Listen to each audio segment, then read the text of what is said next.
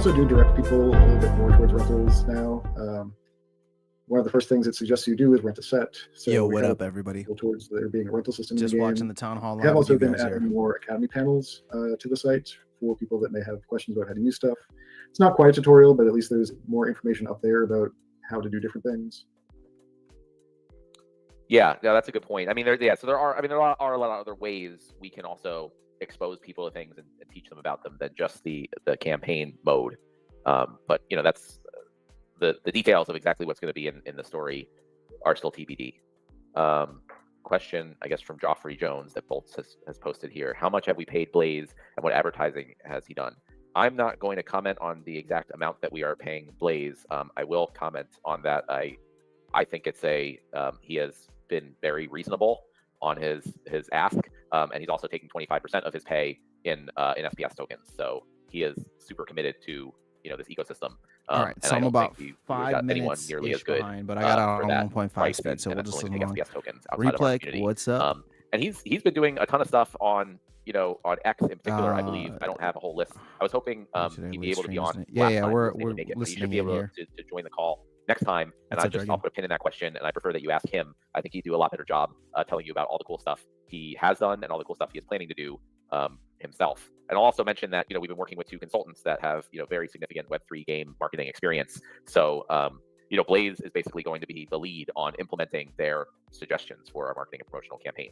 But I think we've seen actually a pretty decent uptick in signups and spellbooks over the last week or maybe 2 weeks. So as far as I know, we haven't really done anything different aside from Blaze, kind of pushing us on social media. And I think he does have some kind of like promotions and things coming up. So I think he's actually starting to make an impact even before we have a full marketing plan for him to implement. I'm personally super happy with his impact and his enthusiasm and his work here so far. Yeah, sorry you couldn't make it, and we have I'm the lower energy team member on here as the other person. Usually Nate's the more excited one out of the 3 when we do these. Yeah, that's for sure. Question or comment from Bajangles. On a related note, there are a lot of folks that refused to vote or downvoted the Nidhogger proposal based on the sentiment that the team and the team alone should be dictating gameplay, and the DAO has no business touching gameplay and design. So I realized we may have incorrectly assumed the role of the DAO all along and not reaching into gameplay, instead seeing our jurisdiction as we should be confined to SPS-related proposals. I think I specifically said on multiple occasions that one of the things that DAO proposals can be for is potentially altering card stats. I think what I had also said was that while for SPS related things, the DAO has 100% say, and we do what the DAO asks us to do when it comes to that. For other things, it's more a suggestion for the team. But I want those suggestions. Like, one of the things I'm very excited about with the proposal system is that it gives a very concrete, verifiable way for the community to give us feedback. And it's not, obviously very easy to give us feedback. Someone can just say,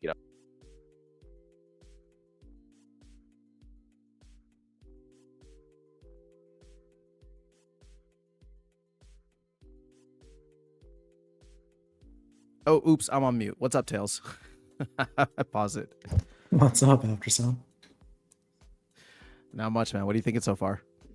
Not really the feel-good kickoff to 2025 you're probably looking for. Oh, man. I know. I don't. Okay, well, let's continue listening. But yeah, I was really hoping for survival mode next week. All right, let's see what else I got. I'll put it back on.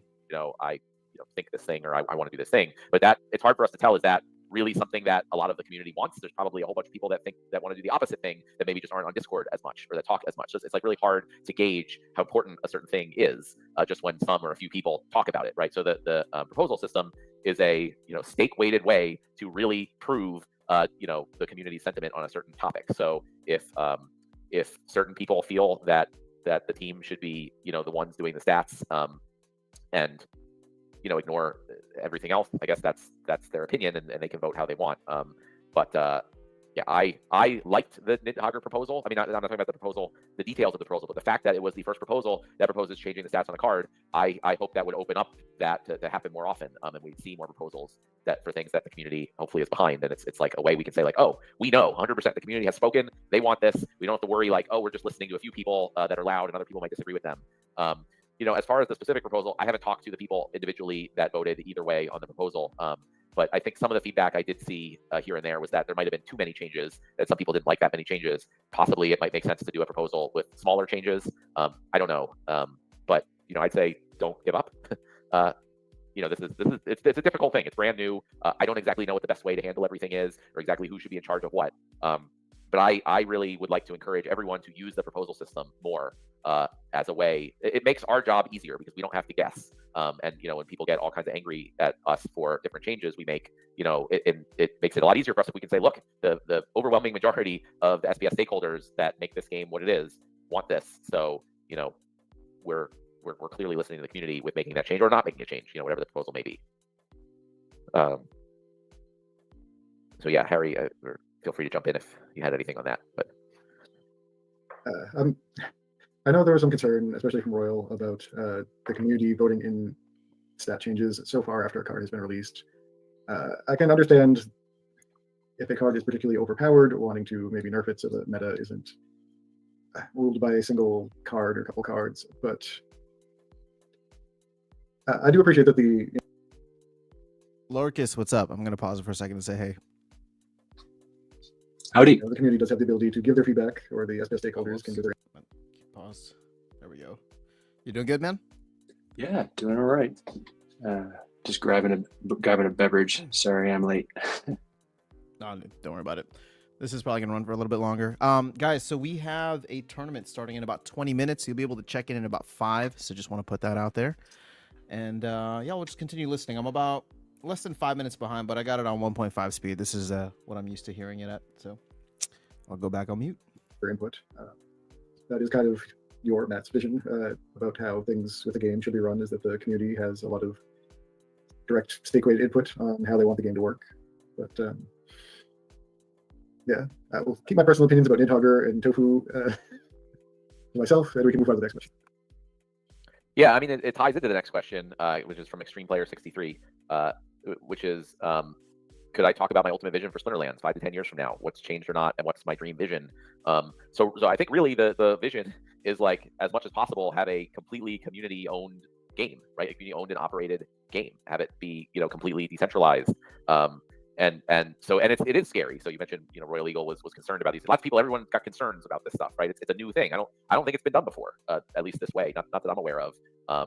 This type of ownership system and proposal system for a game like this. So yeah, we don't know how it's going to work out. There's probably going to be mistakes along the way and hiccups and all this stuff. But that's what I'm here for. That's what makes this different. It's not just, a company makes a game and runs the whole thing and you just have NFTs that you own and can sell. A lot of people are doing that. I don't think that's all that exciting. I would like to take it much further. We're working towards the Splinterlands company just being a contract software developer for the DAO. And I kind of tell people this a lot. Like, I think the players, you guys, the community, needs to start thinking of yourselves as the owners of this product, right? You guys own the product. The DAO is the one selling Conclave Arcana. The DAO is the one hiring us to do the Hall of Legends, and it's going to be more and more of that. Like, the company is going to be doing less and less stuff, and it's going to, like, on our own, and it's more going to be the DAO is going to be hiring the company to do the things that it wants to do. And so a lot of these things, the company, like, we basically propose to the DAO and say, hey, here's what we want to do. Here's what we think is good. Basically, do you guys agree or not as far as approving the proposal? And in most cases, but not all cases, the community has agreed. And then sometimes people get all upset about a certain thing. And I try to impress upon people, like, okay, if you think a certain thing should change, and you feel that there's general agreement among the community, it's yours, right? You use the proposal system as a way to show that the community actually wants this change. And that's what we're going to do. I mean, going forward, I know in the past there's been a bunch of times where we haven't implemented proposals. Most of those times I think was just because we weren't able to get to them, and I think that's not great. And going forward, I want to try to make sure we really start listening to the community more. And it is a little scary. Things, this hasn't been tried before. I don't know how it's going to work out. But I'm not here to do the same old thing that every other game is doing. I would like to be part of a community-owned game. So I think. Yeah, and I think, people also say, oh, well, the whales are just going to do all this ridiculous stuff that makes everybody leave. Our whales are not dumb. I'm pretty sure they understand, at least collectively, that we need lots of players and lots of new players and people at all levels to be here and be putting money in the ecosystem and having fun. And I really highly doubt we're going to get more than 2/3 of the SPS power to vote for something that's really that bad for the game. So, I mean, I guess, that's part of the ultimate vision. And the other part, which is all kind of the same, is that, basically I want to see all the funds. Like, I just want it to be sort of like a normal game. A normal game experience like you'd have in Web 2 games or whatever, a fun, engaging thing that people like and they put money in. But that the whole idea is that all of the money should go to the DAO. All of the money should go to the players, right? And then the company, like I said, is a contract software developer that the DAO hires, and perhaps the DAO will hire other people. The DAO's hired, Patrick's group to do the validators. at this point, the DAO is paying Cryptomancer to do land. So the DAO really takes over as the thing where everything goes through. And that's also very different. There's no game, even blockchain game that I'm aware of, where all of the money that comes into the game goes to a player operated DAO. Most again are just a company making a game. They sell all the stuff, they get all the money, they get all the profits, and the players, get some token with questionable value and NFTs that they can trade. So the vision is taking it much further than that, and part of that is, also expanding the validators. The initial release of validators is basically just going to be the SPS token. That's just scratching the surface. Eventually, over 5 to 10 years, hopefully not that long, validators will handle everything. All the cards, DEC, all the other tokens, land, all this stuff will all be part of the validators, so that it can all be run independently of our company. And again, that the DAO hopefully will choose to pay us to develop a lot of that stuff. And make changes when changes should be made. They can hire us to do game design, right? So like we do now, we're basically like design new sets of cards, new features, new things. We do the work. We sort of propose it to the DAO. Here's the designs we want to implement, and the DAO can vote on those type of things. So that's my ultimate vision for this, is to be this fully decentralized, player-owned game, the first one that has ever existed, as far as I know. I think that's really cool, and I think that's like really pushing the envelope and showing the power of blockchain and crypto beyond just like here's a bunch of NFTs. The next question is from Fat Jimmy. How can we have fair leaderboards without card level caps? And what were the problems league level caps actually caused? Might these problems be addressed in other ways, i.e. one being let players choose the league they want to play in? P.S. I love the idea of bringing back lower level leaderboards. Yeah, I don't know what your definition of fair is, but again, it was like I mentioned earlier, the leaderboard that you are competing for the season will be based on your rating at the beginning of the season. So everyone that started the season in Silver League will compete for the Silver League leaderboard. So I don't know, why that would necessarily not be fair. And if a player, rents a max level deck of cards and they, easily get to the top of the Silver League leaderboard, they'll also move up well out of Silver League, maybe into Diamond League or something. So that means next season they'll be in the Diamond League leaderboard. So yeah, for a season, they might be in a lower leaderboard than makes sense, but then the next season they'll be in a leaderboard that they'll be competing for a leaderboard that is, at their level. And it's, a suggestion that a number of players have made of like how European sports work apparently, where there's a league and a bunch of the teams compete, and the top teams at the end of the season they move to the next league for the next season. The bottom teams move down. This is effectively the same thing. So your leaderboard is fixed based on where you start the season. And at the end of the season, if you've moved up to a higher league, then next season you'll be competing for that leaderboard. Or if you're, if you've moved down to lower league, next season you'll be competing in that leaderboard. So hopefully, I think that it's different than it was before, but I think it can still be a fun, and competitive experience for players at different levels of the game. The problems that league level caps actually cause. Well, one thing, first of all, I haven't played like every game out there certainly, but can't think of any game that I've ever played that worked that way. Especially trading card games. I mean, like pretty much every game I know of, that has like a rating system where you're battling other players, you win battles, you move up, and the leagues are just basically they group you by your ratings. That's all it is. So, I think early on we overcomplicated a lot of things, and that caused a lot of problems. And I think as much as possible we should try to do what pretty much all the other games do. If so many other games work a certain way, I tend to think that it probably works pretty well.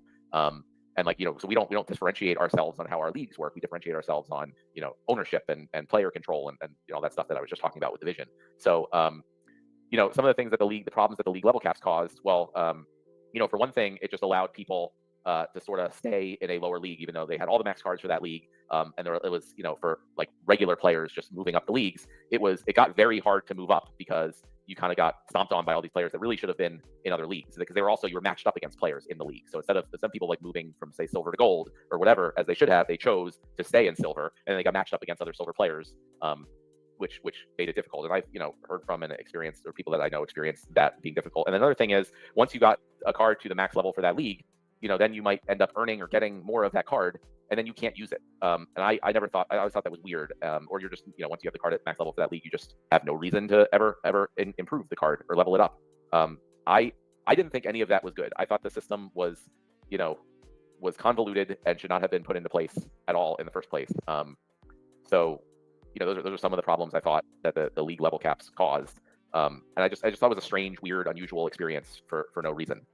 Might the problems be addressed in other ways? Yeah, possibly. I mean, it was a while ago, but at the time, I think, I didn't just wake up one day and be like, this is what we're doing. I spend most of my time thinking about this. And, at the time and now I didn't think of another way that addressed those things better than just removing that kind of weird mechanic, in my opinion. And I don't understand. A lot of people, like, they just want to choose the league they want to play in. But again, like every other game I'm familiar with, that's not even a thing. And I don't know why, like, if players don't want to move up, if it's like a bad thing, moving up into a higher league, if you win battles, then I feel like we have a problem, right? That there's a different problem. So like in every game I've ever played, the idea was to win more and get a higher rating, which then puts you in a higher league bracket, which is just a rating range like we have it now. So yeah, I don't know. I think it's just players should always want to move up. Players should always be incentivized to move up. If they should always be incentivized to level up their cards, get more cards. And moving up should never be a bad thing. We talked earlier about like if players are moving up and then they're going against max level decks or things where they can't be competitive. I mean, that's part of what our trying to onboard a lot of new players should help address. And I think that's more of a short-term kind of specific issue, not an issue with the way the system is built necessarily. So yeah, at least we're planning to bring back the lower level leaderboards in the way I just mentioned. We'll see how that goes, and we'll continue to look at this stuff. But I really look at kind of all the other games I'm familiar with and try to copy everything that works for them here and just add the crypto and the ownership piece on top of it. To go back to our earlier thing with the DAO having its say on how the game works, if you have a better way that you want the game to work and can get a majority of the SBS stakeholders to agree on a proposal, we will look at implementing that. But last time we put in a proposal to reinstate leagues, it got downvoted massively. But maybe if you come up with a different idea, maybe you can get the stakeholders to be more interested in it. Yeah, no, thank you, because that's a good point that I was just talking about. Like, yeah, if really I know a lot of different people have said that they would prefer to have the league level caps back, but there's some maybe thousands of people that participate in this game. So if 20 are saying this in Discord, to me that is not enough to make the change. I just had a whole long post about this in the town hall channel. Probably you have to scroll up a ton now to find it, but that was essentially the thought. Like, if you want to really show, if you're saying, hey, the community really feels this way, use the DAO proposal system to show us. I can't ignore that, right? I can't say I'm not really sure if that's the case. And if the cost of a proposal is a problem, there are ways to work around that. But that is the mechanism to say, hey, you guys are wrong on this. The majority of the stakeholders in this community agree, and that's not something we can really ignore. But until then, that's my opinion after having listened very carefully to a lot of people talk about this for a long time and thought about it for a long time. My opinion is this is better overall for the long-term success of the game, and we will work on addressing the specific issues that remain in other ways. Question from Mark, or do you have any partnership in the pipeline? Some town hall back, you talked about a partnership and said that it will work for Splinterlands. Yeah, there were definitely some kind of in the past that we were looking at that I was kind of potentially excited about that fell through for various different reasons. It's kind of tough. Also, like, I'm not a business development or sales guy. But that's part of also where Blaze comes in, and I think he's starting to work and look into some partnership opportunities. I think he has some smaller ones that he's planning to announce soon.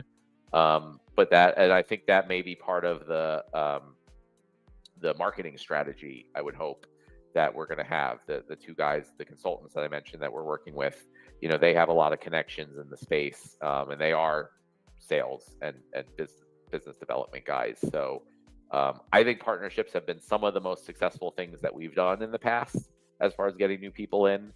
So, now kind of for the first time in a while, we have some people that can focus on that. So yes, I would like to see that, but we don't have anything to announce yet. Question also for Markor, people with more than 10 nodes, how are they going to run their nodes after the validator nodes go live? Is there any benefit in holding more than one node? Yeah, so by nodes you mean node licenses, and you can utilize as many node licenses as you want with one actual node, like one computer running the software. You can use as many licenses. So you and my guess is that there's going to be services and things where someone runs a node and people can like stake their licenses on that other person's node and things like that. So yeah, even if you have 100 nodes, you still only have to run the software once, and you will get 100 times the benefit than if you had one license. So hopefully that answers that question. I am scrolling.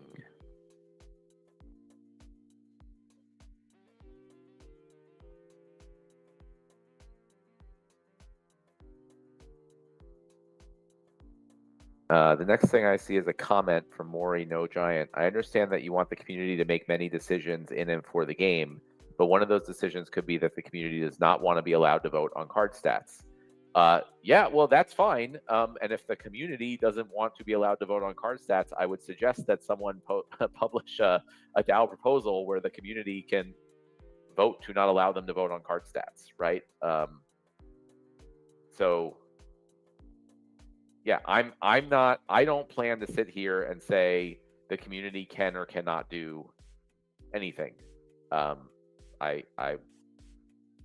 don't know any of everything, you know, but if the community decides, hey, you know what, we want Matt and the team to handle it, really more call me Tim at this point than me, then that's fine. You know, we're happy. Maybe they want someone else. Maybe they want to hire some outsourced game development company. I don't know, probably not, but I'm just throwing it out there. So yes, that is totally fine, but it would be a community decision through a DAO vote. That's the type of stuff I want to see more, you know, more like, why aren't you guys doing this? The whole community, you know, agrees that you should do this. Well, we'll show us, prove it. And if that's the case, we'll do it.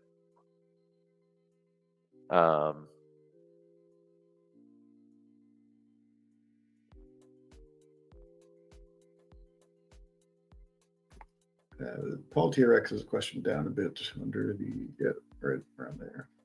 Yeah, I also, Royal Eagle, you know, posted clarifying his position about being neutral about changing the cards themselves, and that he prefers, you know, as to not change card stats after it's been out and released for a long time, so people are more secure in their financial decisions. Which I get. You know, there's two sides of a coin, right? And I've talked about this a lot, not with card stats necessarily, but with the game. Some people are like, well, you can't change X, Y, Z. People made decisions based on that. So there's one thing. So we can just not ever change anything, right? And then people can know whatever they do, nothing's going to change. But then what happens if like something that we're doing kind of sucks and is causing problems, right? Then we're locked into that. I mean, that's one of Bitcoin's real core strengths. Bitcoin is not going to change. Every other cryptocurrency pretty much, you know, is you know, much easier to change, and you know, Ether has significant hard forks and changes on a relatively regular basis. So there's a lot of value to having a thing that does what it does and it works and it's never going to change. I don't personally think that is the right way to go for Splinterlands. I think something like Splinterlands is a big experiment and a big work in progress. And I even wrote a post a long time ago to just hopefully answer this question once and for all, is that I think it is better to embrace change and to let everyone know that as part of their financial decisions in the game, or any decisions, to know that stuff is probably going to change. And I look at that as a good thing, because we're not just going to sit on things being broken because we can't change them. I prefer to say, hey, here's a problem, and we want to make sure that there are things that are really problems. Obviously, change just for the sake of it is no good. But I prefer, in my opinion, again, I don't think anyone's ever done this before. I could be wrong. Just what I think is, I would prefer to embrace change and make changes quickly and efficiently when things clearly need them, and to have that just be part of the understanding that when you're part of this game, it is a big experiment, it is going to change, and you should, everyone hopefully should understand that when they make decisions. And I think ultimately that is a good thing for our success. But again, just my opinion. So if the player community, but it's up to you guys for the most part, and more going forward, it's going to be up to the player community what changes to make, if any, and when. So if you guys feel like, hey, we shouldn't change cards at all, or after a certain amount of time, or whatever it is, then don't do it, right? So that's just my opinion on things. But it's really up to you guys to decide and make your own decisions. I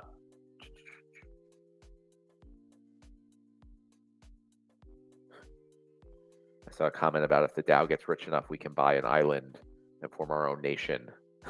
And then, your land in the game, we'll have a real life island of Pretoria. Yeah, I mean, you never know. Things got a little crazy in 2021. You never, anything's possible in crypto. That's what kind of one of the cool things.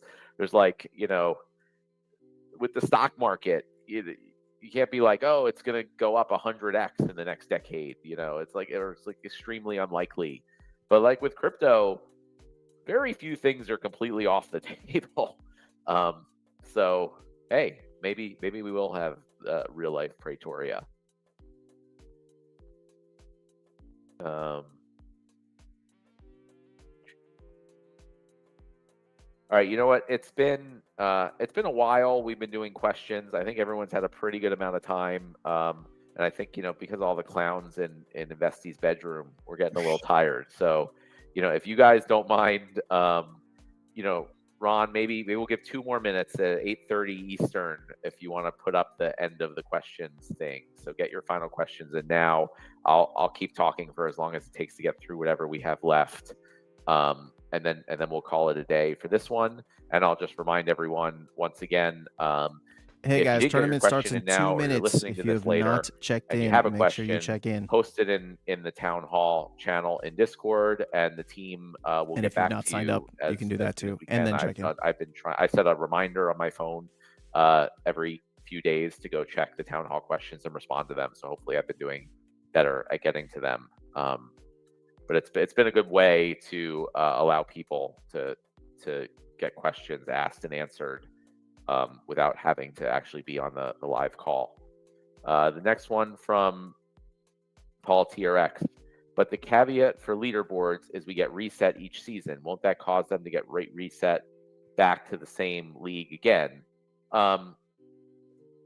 Yes, if you only go up a certain amount, like if you start near the top of Silver League, you go up to Gold 3 or maybe 2 or whatever it is, and then you drop back to Silver League, then yes, you'll be competing for the Silver League leaderboard again the next season. So only the players that move up more than that will get pushed up into the next league leaderboard in the next season. So and we'll see. And so generally, right, if you're a player and that's kind of your area, you could potentially compete for the same leaderboard every season, sort of how it was in the past. So that's not. I don't think that's a bad thing. I think that's fine. And the only if you really kind of move up a lot, like that means you don't belong in that leaderboard. So if you just go from the top of silver up to low gold, then yeah, you kind of still. It makes sense that you're in the silver leaderboard. You're competing against the best silver players every season. But all that being said, we're going to put it out. We're going to try it. It's entirely possible that certain things don't work out. Maybe it should be based upon your rating at the end of the previous season rather than where it starts. We kind of went back and forth on that. Kind of landed right now on the starting rating is your leaderboard. It's possible that may not be the best. We'll see. Comment from Fat Jimmy. Splinterlands is incredibly expensive at higher levels. That was the main reason leagues were good as originally designed. Players could play in the place they can afford to play, and that was a feature and not a bug. There will always be players wanting to move up out of lower pools. Well, so this is a comment that comes up a lot. Maybe I'm not understanding it, but because we took out the leaderboards, that doesn't mean that all of a sudden everyone's playing in Champion. Like if you have lower level cards, you are still playing in lower level leagues. So I don't understand. So everyone's still playing in the place that they can afford to play, right? They upgrade their cards, or they get their cards to whatever level, and then they play. And whatever rating level they get to, roughly a 50% win rate, is where they stay. So that it's the difference is that if you really should not be in silver because you should really be in a higher league, you can't just say, nope, I want to stay in silver and play against all the silver people, right? That's what changes. Everyone still is in the place where they can afford to play. And again, if people in lower leagues are getting matched up against max level decks a large amount of the time, it could certainly happen, every once in a while for different reasons. But if it's happening a significant amount of the time, then there's a different problem. And I don't think like putting in caps is on the cards is the right way to fix that problem. So the second part of the question is forcing players up now forces them to spend money they might not have, incentivizing them to quit instead of putting more money in. We don't force anyone anywhere. If you win battles, your rating goes up. That should be a good thing. You get more rewards. I don't know why someone would be like, oh man, this is like so horrible. I went up to a higher rating that gives me more rewards. And if you start losing a lot in that rating because you can't compete there, then you'll move back down. So I'm sorry. I feel like maybe I'm being dense, but I don't get these particular comments that I have heard a lot of people making. Players can spend however much they want to spend to get whatever much it doesn't have to be a lot, and they'll just compete in at that level of play. But there's always, like, if they do get more cards, it always benefits them. It's not like, oh, I was able to get this max level card, but I'm only in bronze, so I don't want it. It doesn't help me. Like, it will help them. You'll move up. So I don't know. That's again my opinion on these type of things. Question from YouTube: when plushies? Yeah, certainly. I really like the physical stuff. I have all sorts of obviously all the Splinterlands physical stuff, but I like to collect stuff. We got all sorts of stuff in our house. But my wife is not a huge fan of all this stuff. I would love to do more physical things for Splinterlands, but clearly it is not our priority or something we want to spend any time or money on right now. But one day, hopefully later this year, we'll be in a position to do more Splinterfests and more plushies and more other cool things, physical and digital. Because I really like that stuff.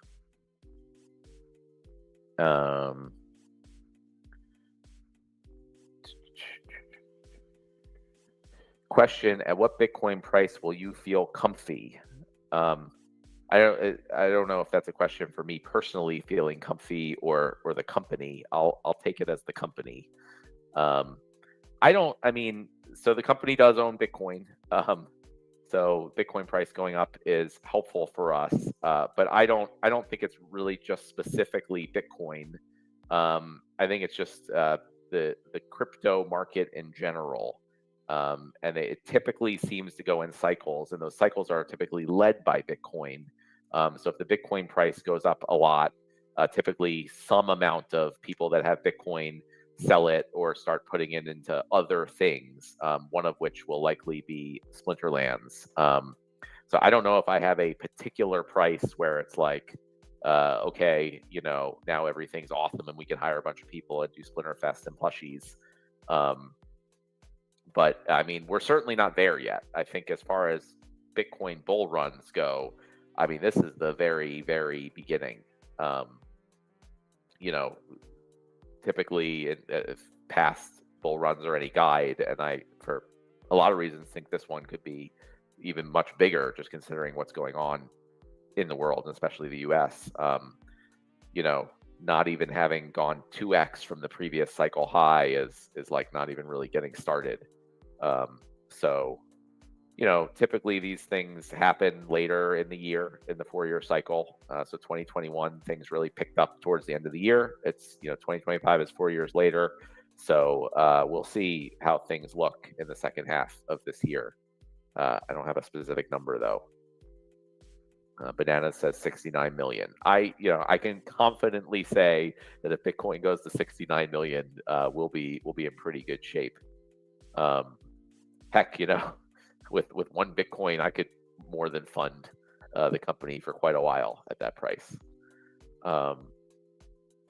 Question from Cutting Edge: how would you value SPS polls versus formal polls, versus formal proposals? That's a good question. We'll have to see. Peak D did implement SPS polls, which were very useful and effectively kind of do the same thing as proposals, except very few people participated in them. So I think if there was an SPS poll that had similar participation as the proposals, then it's effectively the same thing. You want to say something, Investi? I will say Clay's been asking us for a couple months to add SPS polls to in-game so people participate in them. We would love to, but as you have heard, we've got like several major projects that we want to get out in the next couple months. So I will apologize to Clay. We will try to get SPS polls added to the site when we have some bandwidth. Yeah, And hopefully we'll get more participation. I agree with that 100%. You know, we have to focus on this stuff. Like I talked about the importance of having a good Conclave Arcana release coupled with the good marketing and promotional campaign. And it's not going to be good if we don't have the onboarding experience and kind of the other things that we're working on. So those have to be higher priority. Unfortunately, there's like a bunch of neat, cool things that we would like to do.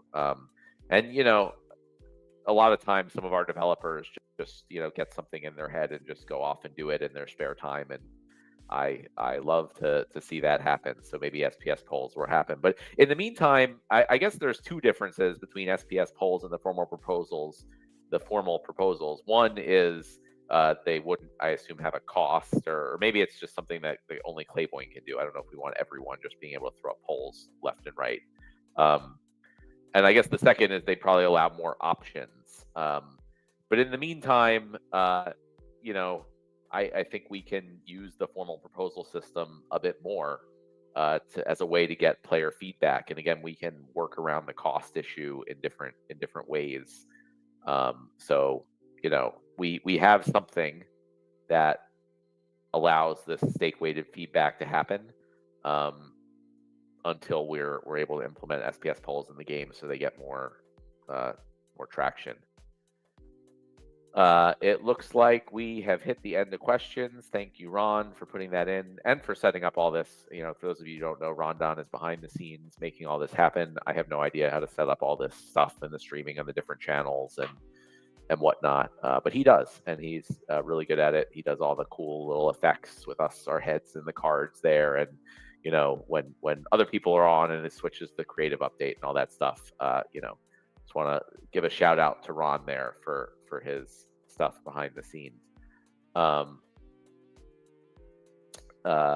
We had one late question from the P Silence on YouTube that I think might be worth just quickly answering, which was, if the DAO votes for $2 Conclave Arcana packs, would we do it?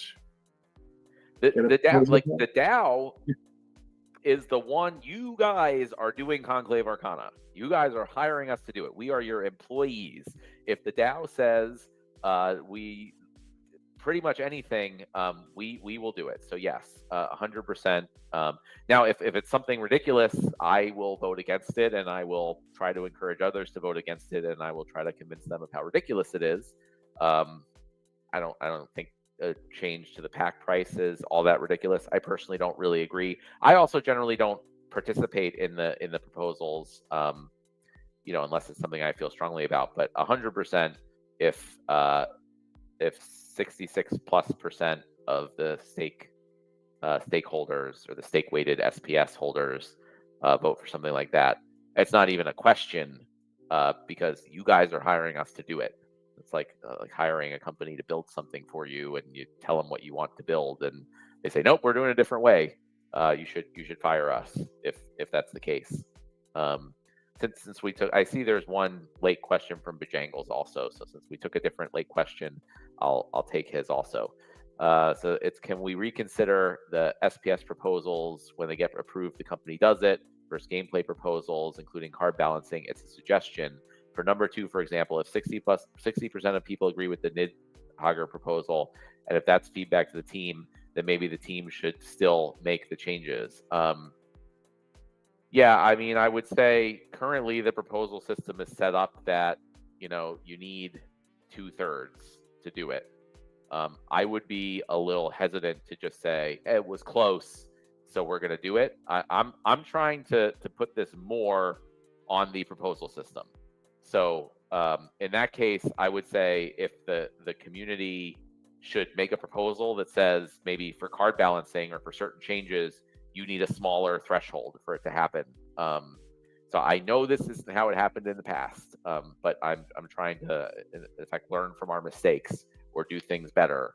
So I just think, you know, I'm going to take a whole lot of crap If I say, well, we have this proposal system that's a certain way that everyone seems to have agreed to, and now we're just going to kind of do something differently because we feel like it. And I know, Bojangles, that this is your proposal and it's very important to you, and I apologize.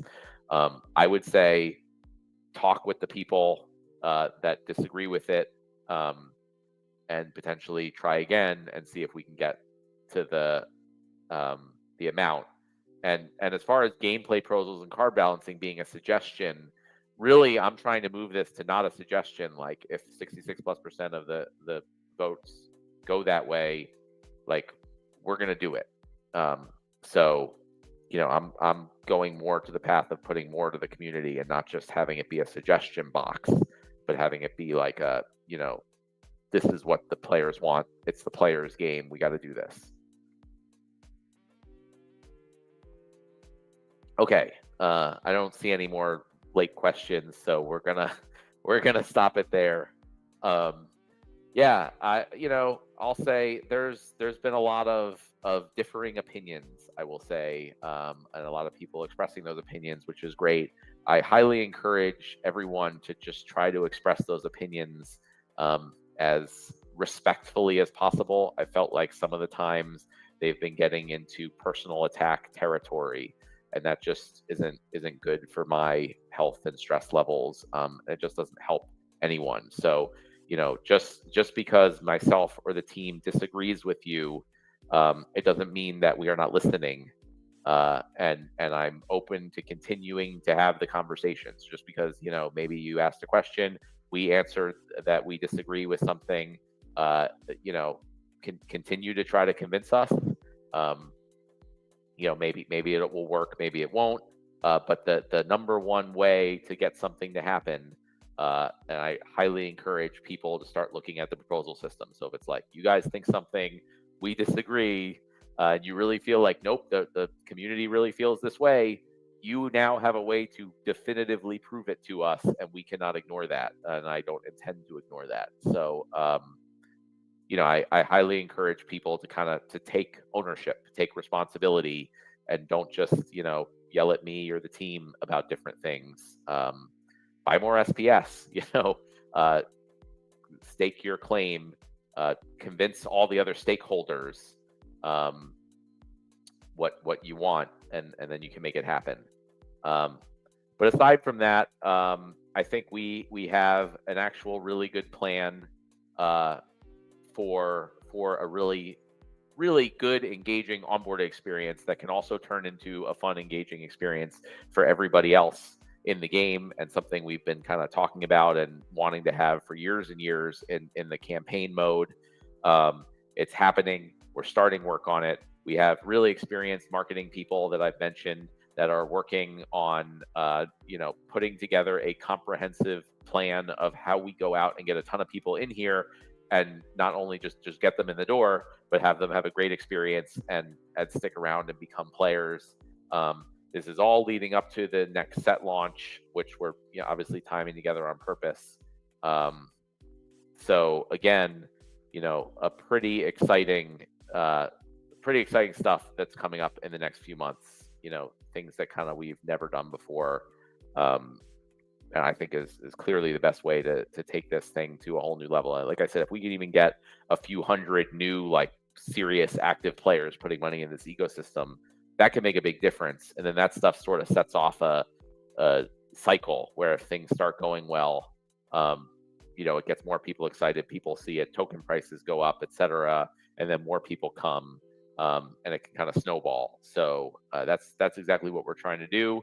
I will see everyone in a month for our update in February. And yeah, that's it. Have a great night. Anything you want to add, Investi? Just thanks to everybody that puts their feedback in the suggestions and UX channel. If you do have suggestions that you'd like to submit to the team of minor improvements or ideas for the game without doing a proposal, that would probably be the place to put it. And thanks to the support team and all the devs for all the work they're doing. And have a good night. See everybody. Talk to you next month.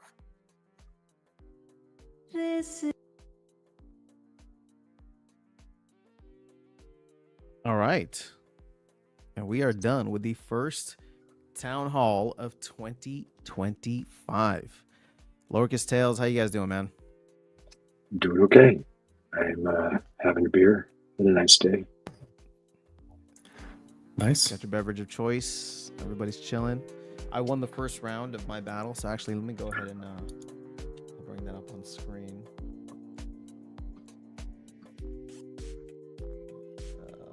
How's everybody doing in the tournament so far? GG's to whoever I played. I think it was Pancake something.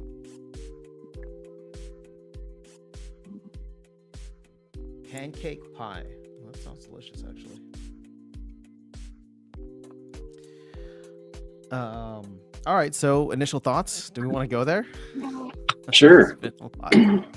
I mean, Largus, you go first, man. yeah, I'll go first.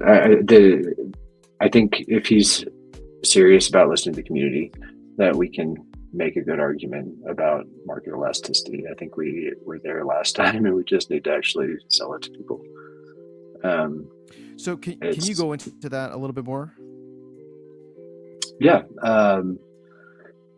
Like, what is it that you want? So, because your comment earlier was like about the DAO, right? So yeah, basically market elasticity. I will give you my totally crap answer for this because I'm not an economist, but market elasticity is the idea that you motivate people to spend more when you adjust prices. Specifically, when you lower prices, you can motivate people to spend disproportionately more than what you discounted the item for. It's why companies do sales. It's why some companies don't do sales. It's totally based on your market and whether or not it's elastic, meaning that it moves at a disproportional amount to its decrease in price, or if it's non-elastic, meaning that they'll basically pay whatever it is and you have a fixed market. I think we are actively trying to prove that we have an elastic market that can grow. I think that is our goal here.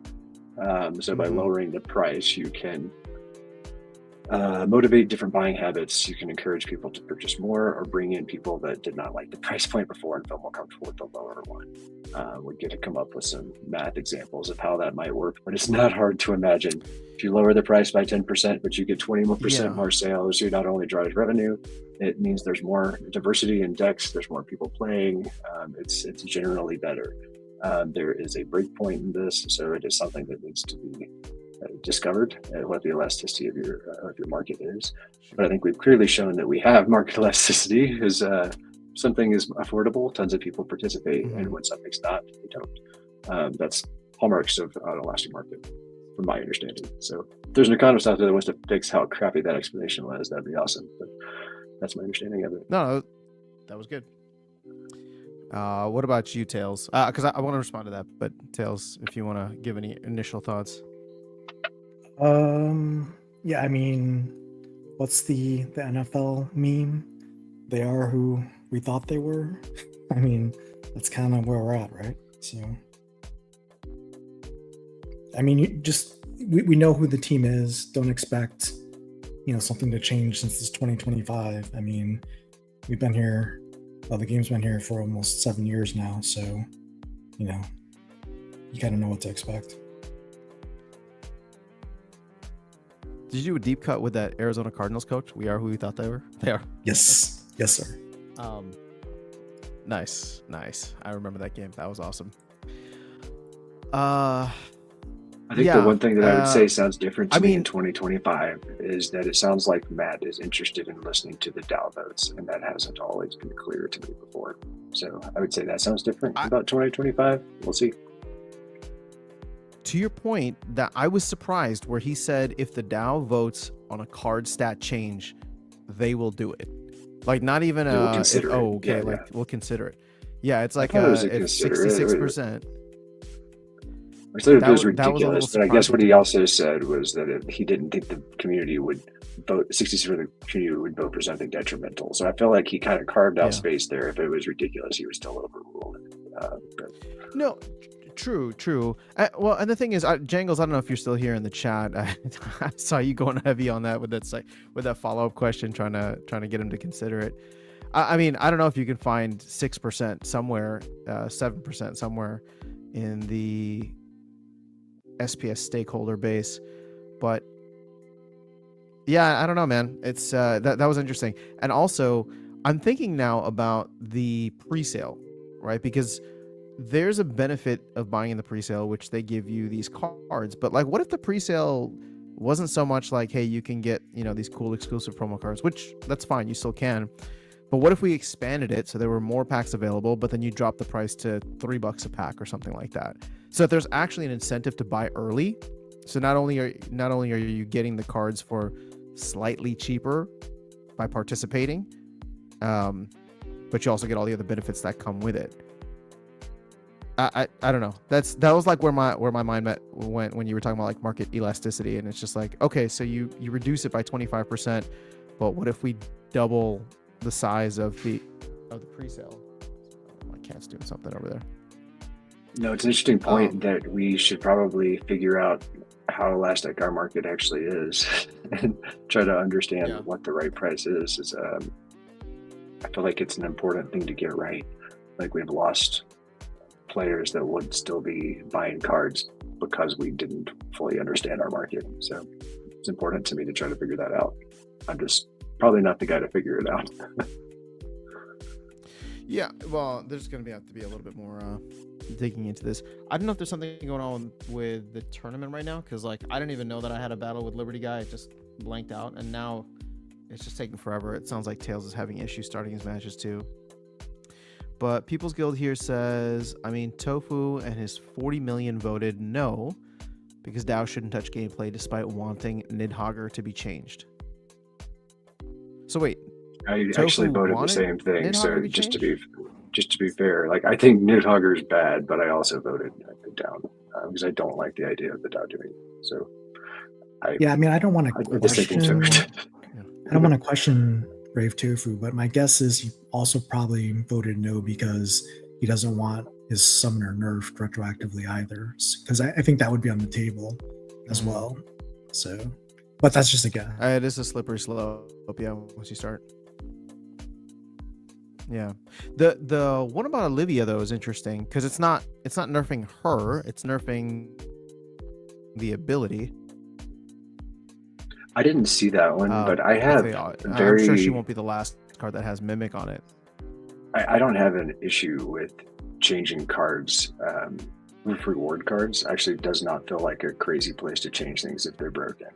And there's definitely an argument that Olivia is a bit broken.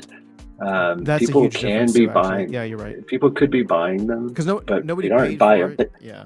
Well, they could be. People could be unlocking them and buying them, and so it could decrease the demand there. Maybe a couple of people overpaid, but they overpaid because they were trying to get this great card early. So it's kind of a risk that they took.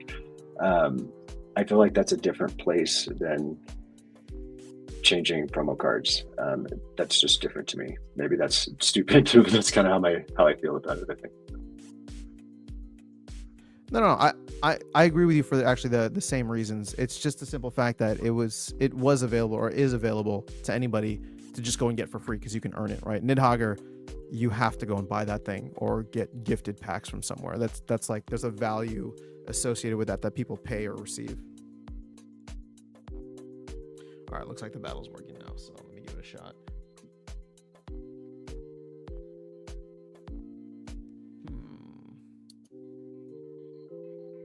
Tails, are working for you too, or no? No, my battle with Bejangles isn't starting, it looks like, for some reason. I'm up against Liberty guy.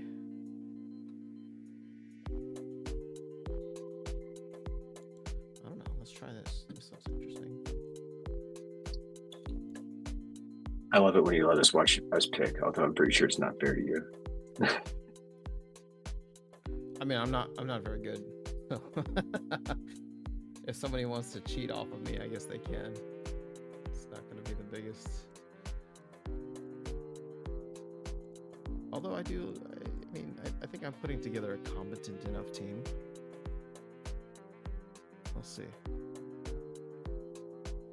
But as you can tell here, I went with like literally one card from Rebellion because I knew that card, but I don't know many others. So let's see. Oh, we went with the same summoner.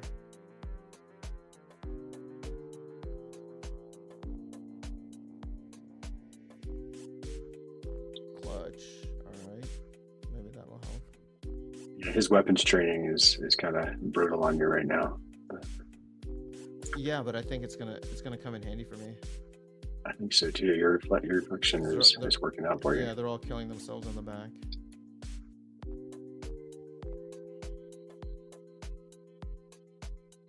Yeah. GG's, Liberty Guy. Liberty Guy, it ended up being just a best of one at this point because we kind of split our first two matches. They just went to auto surrender. But yeah, So we I raise made it to into 3 the of 5. top 5. Oh, top 5, nice. Hopefully. So Lorcas, I gotta say though, because you got some comments here from folks who really appreciated the delegation. Whenever it was, like 2 weeks ago, 3 weeks ago, when I had the tofu delegation, it did change my relationship with the game. I really enjoyed playing and testing out these summoners. I think Joffrey talked about Mantaroth earlier. I've seen other comments come through. So, I mean, I'm just trying to let you know, it may not seem like a lot to you, but it does enhance my gameplay experience. And it seems like that's the case for many others, just to like be able to test out cards like this. That's awesome. I mean, that's the goal. We were trying to find a fun way to do this tournament, and I think you and Tails were the ones that were trying to help me come up with ways to do that wasn't subtractive to the game, but was additive to the game. So I'm excited that we have this opportunity. Exactly, and and what I like about this too is, anytime you offer rewards of value, right? If we're just giving away stuff, packs or cards, like people tend to. I don't want to say you attract the wrong type of audience, but it's like there's just a lot of extractive behavior there, which isn't even necessarily bad, but it's just like, okay, that's what you get if you're giving value away. And it might be somebody that's like, oh, if I win a pack, I'm going to sell it and then go buy some cards on the market. So it's like a net zero in the ecosystem. But with something like this, it's like, oh, cool, I have a tofu, or I have a Mantaroth for the next week. I kind of want to play it a little bit more. And so it just gets people more engaged emotionally in the game.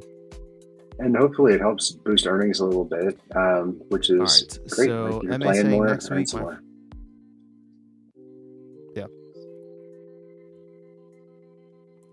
Well, we're also Sorry, seeing it my in the lag. attendance as well. All right, I MA mean, saying we've next got- week, my Friday WTF tournament, I'm going to try Wild. Ooh.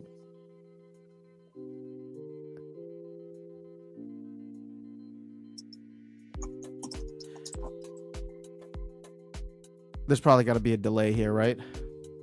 Yeah, for some reason, this week it seems like there's a delay in the audio for us. Yeah, I think what I was just saying is that we had 29 people sign up for the tournament, which is really, really good. It shows the turnout increasing and the word getting out. And yeah, everything that you said about the cards being useful and playing the game more, that's great.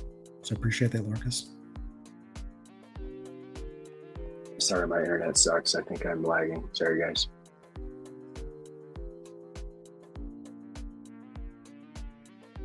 Oh, is it Lorcas? Maybe. Tails, what about you? Can you hear me right now in real time? Man, I don't know. I don't know what's going on.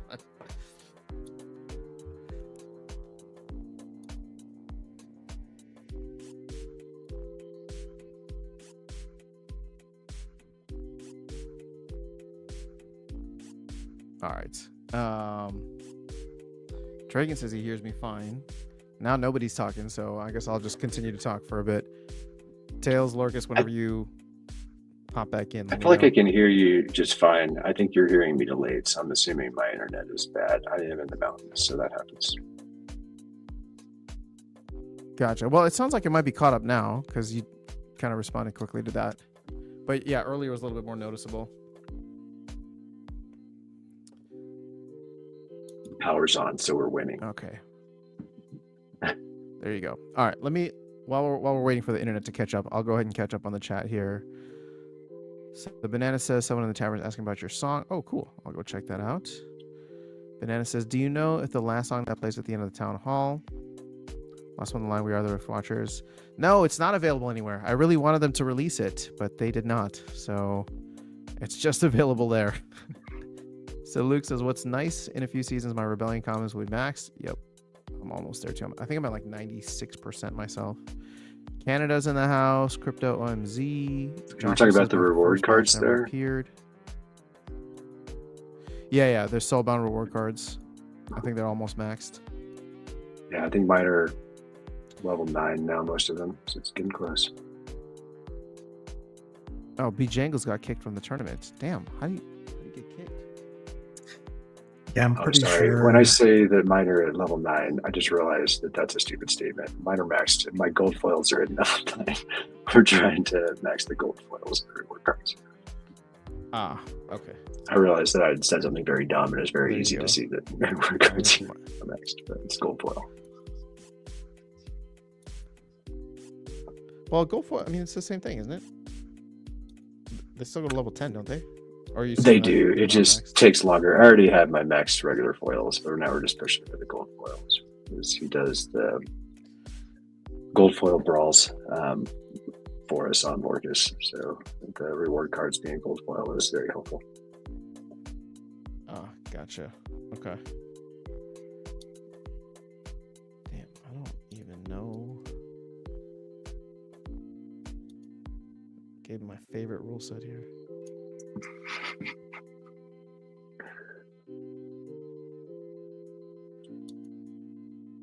God, I hate this one so much. Sure, why not? At 25 mana is kind of rough. It's just weird. Like, okay. Yeah, that's cool.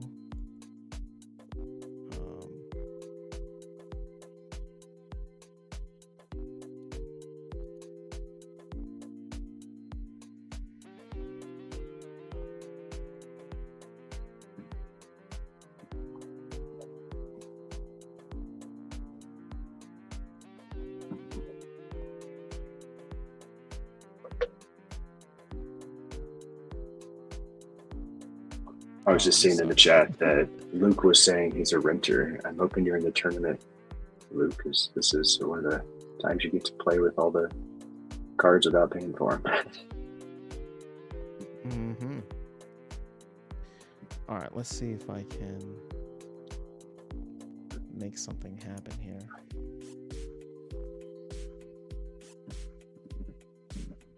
Oh, damn. Okay. Oh, you know what? Sure, why not? As long as this guy can hit his shots, we'll be good. Let's see what happens. Got some Yeah, I'm excited for this one. action here in the worst rule set ever.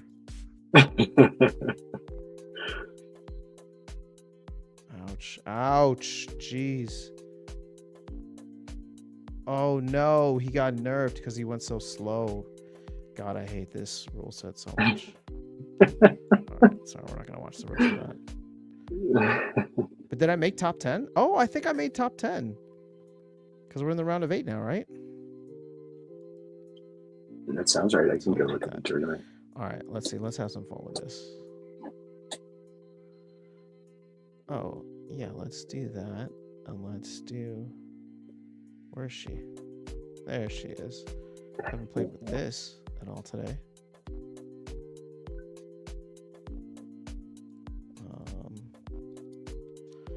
Let's do this.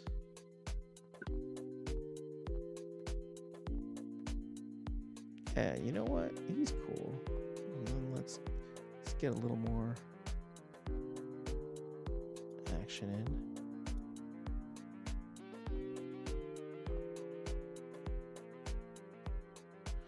I don't even know. Hold on. I want to get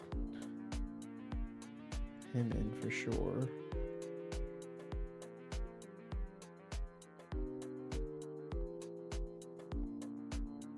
There's a lot of mana to work with here. Yeah. Sure, why not? And if you're Let's planning use on her. two with no attacks there, it's pretty nice. Yeah, I'm trying to see what will be helpful here. You know what? I think he would be good. Yeah. And then, you know what? Let's put her in the back too. Oh yeah, Jared Scar's I love it. beefed up.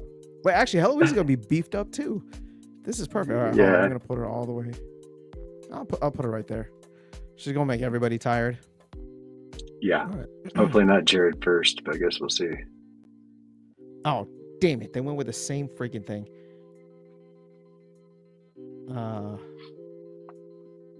But should I give this to her? Yeah, I don't know. I don't know how to play with her, but we'll try. I feel like it might have been better on Jared, but I guess I'm not sure. Oh no, you're right. You're right because she can't even heal. There's no heal. Oh, I could have used the big boy Jared. That would have been great.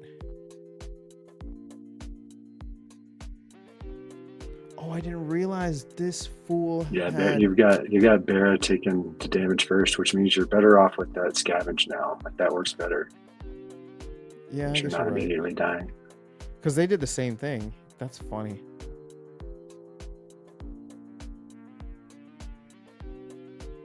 Oh my god, they're gonna kill each other. Mm-hmm.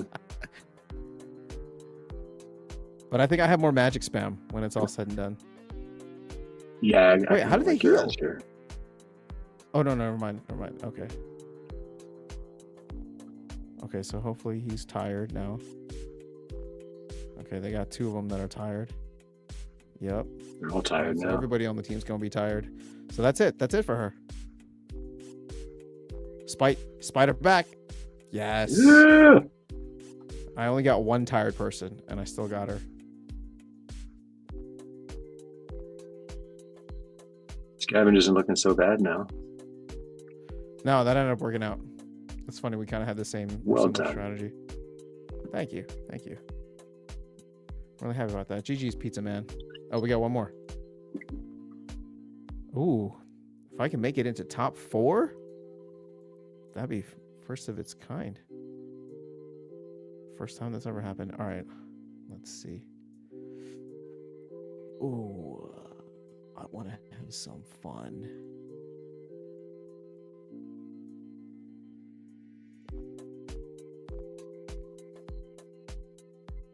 There he is. Oh, see, I don't even know what this dude does, but sure. Awesome. You have exactly what I'm looking for. Now, what about speed?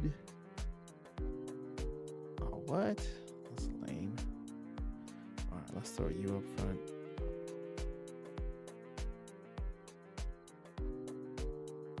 Let's throw you there. Let's throw you there. Oh, no, you know what? I want... Where'd you go? Oh, no, never mind. We don't have him. And then 2, 1.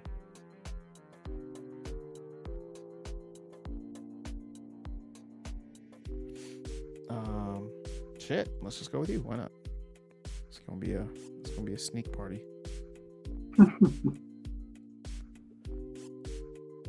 And I never use a cane, although this oh my, of course. Should have known that would be the case. All right, so I guess who do I want to die first? Jeez.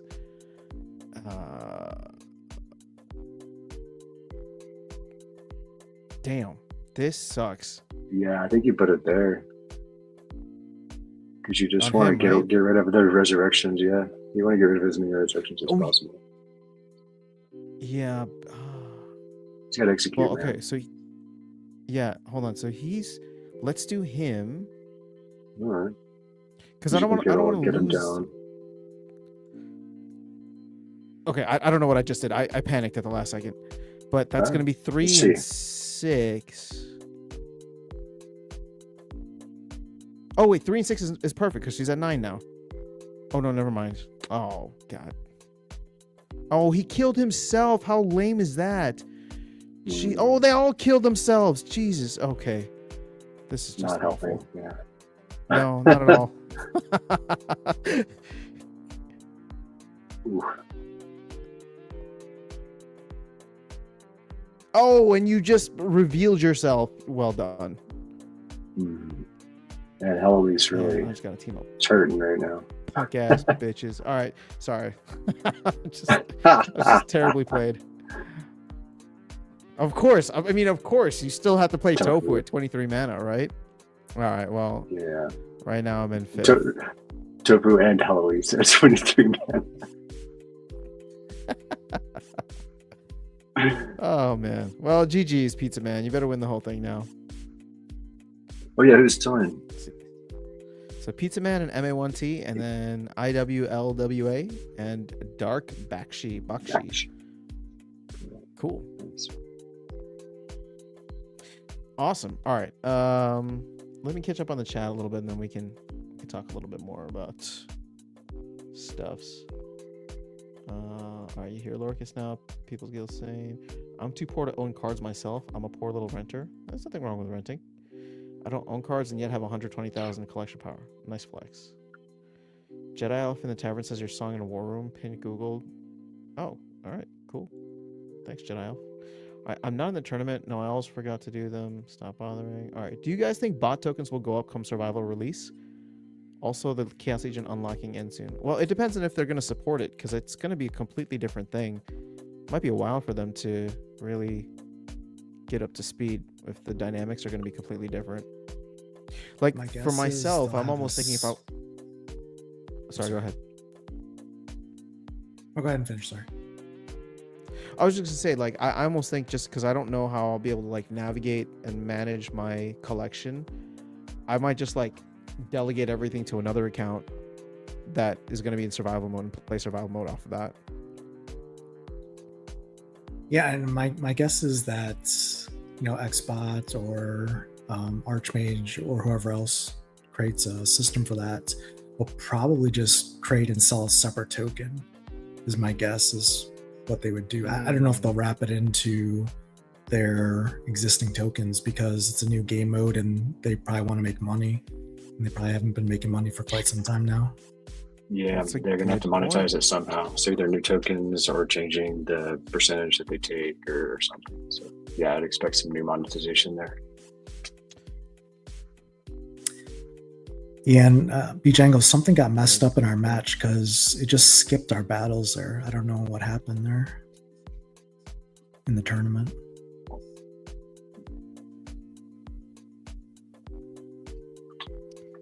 I'm sorry, be Jangles and Tails. All right.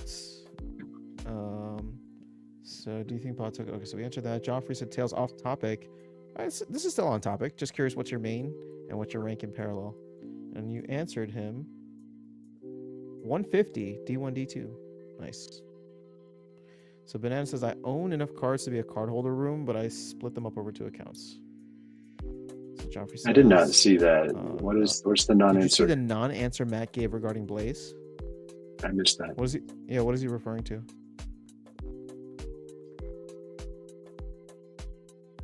I'll have to see. All right. Do you have some setting limit on YT chat on PC? I can only chat from mobile. PC says create a channel. What? I barely touch any of the settings there, so there shouldn't be some specific thing. If everybody else, I'm chatting from PC, I don't know what it is. so it seems to work. Yeah.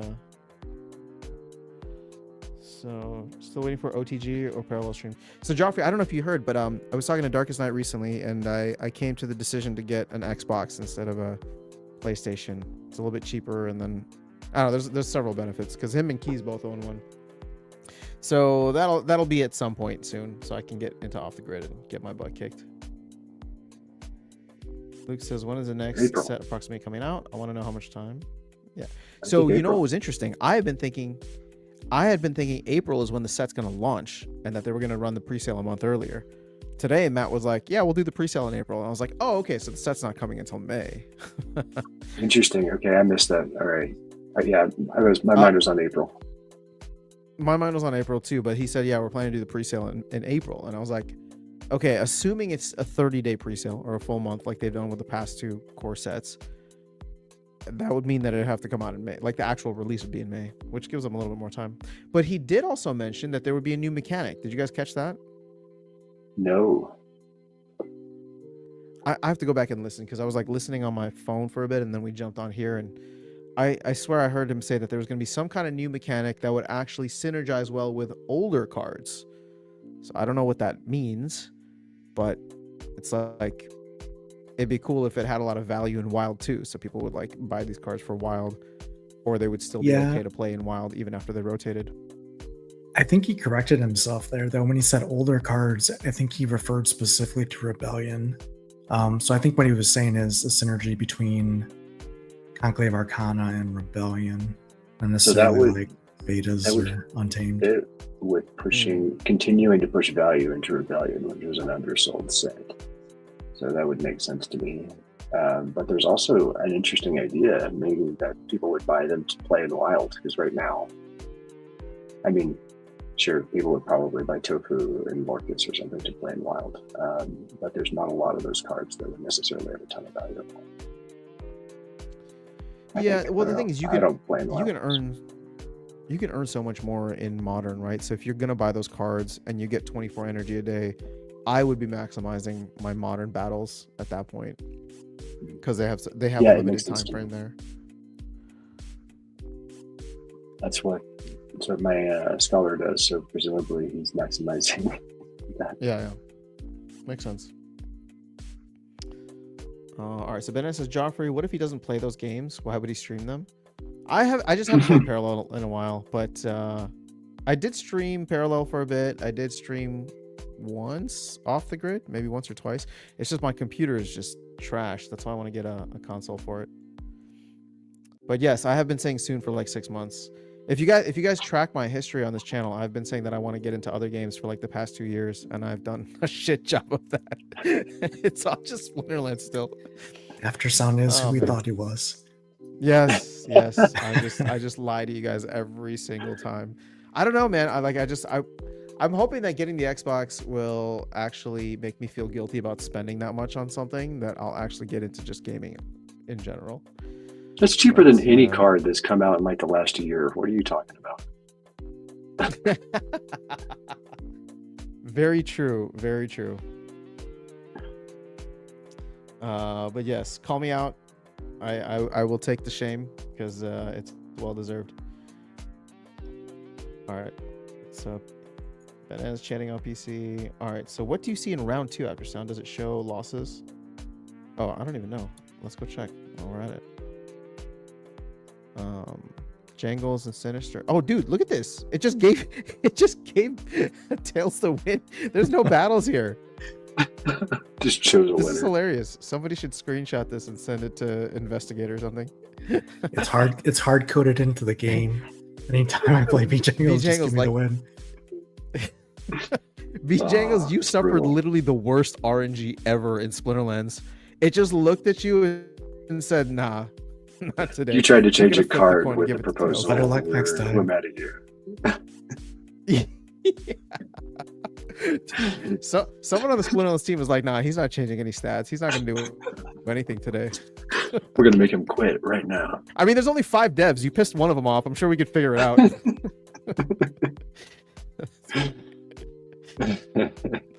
All right. Banana says, I can upload any song to all the streaming services for free if you want me to upload it for you. Well, so, I mean, Bananas, I can upload that stuff too. It's just, I don't own it anymore, right? So I gave it to the team.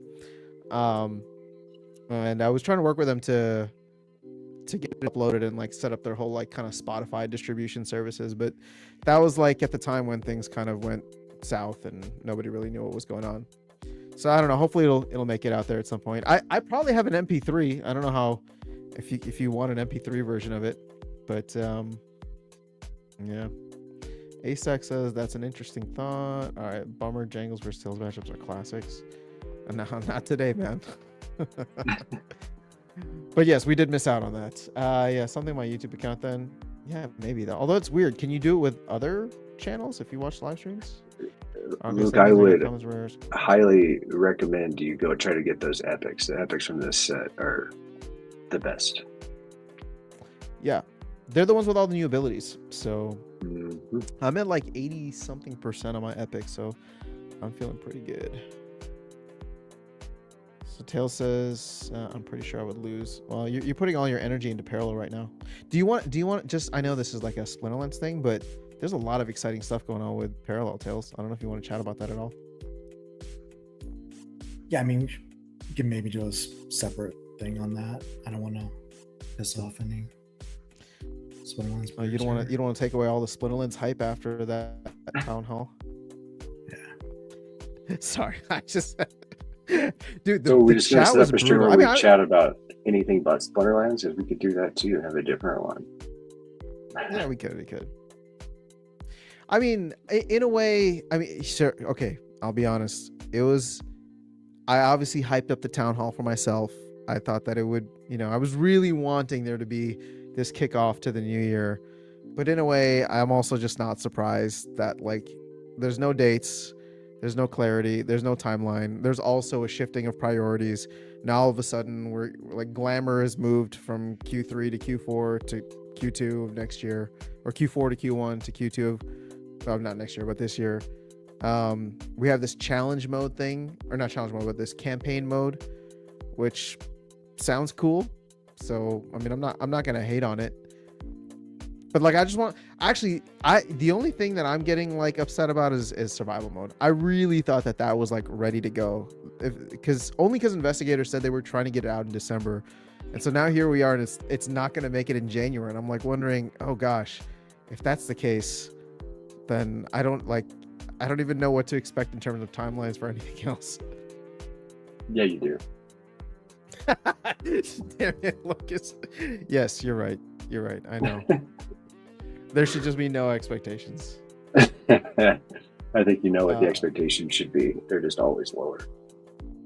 But see, okay, so it's just funny because they don't want to give out timelines, but then he just goes and throws out like, oh yeah, Manser said land will be ready in March 1.75, which I know that I'm being contradictory about this, because I want the timelines, but I also understand that they don't give them. So the fact that he said land in March, it's like, oh, okay, cool. That's like not too far away. It's within the time frame that they said of Q1. But then it's just like, okay, but how is QA gonna go? Because I know that's probably gonna be messy. If he just got back from his trip, he's probably still working on stuff. So I don't know, man. Now at this point, it's like March with an asterisk. Yeah, I think just an observation. Don't like kill the messenger here, but I think Right. when you don't give timelines and then you don't release features and you have town halls and you don't really talk about anything relevant, or I mean, give any updates. I mean, people in the YouTube or chat, kind of start saying things that aren't very nice. And, we have to probably get to a point where we're releasing Tails, you know what they're going to and- do? They're going to wait town halls from us too. Yeah. I mean, it's just once a month now anyways. I mean, what would we lose really at this point? I mean, if nothing's really being released except new boxes and new buttons, I mean maybe that's not fair, but it's just a general feeling and this is, I think, one of the biggest challenges for Splinterlands in the bull market is for 2025, assuming it's coming, but I think we all think it's coming. But it's how does Splinterlands stay relevant? How does it keep the players that are here their attention, and how does it bring new players to the game? And I saw on X the other day a tier list, and it was a very in-depth tier list of all the Web3 projects, and it rated Splinterlands in the dead category, the dead tier. And the comment that they gave on the game to explain the rating was, not relevant anymore. And that's kind of scary. If you listen to a lot of the Web3 gaming content creators, a lot of them seem to have that opinion, right or wrong, about the game here. And town halls like today don't necessarily garner a lot of excitement and optimism necessarily.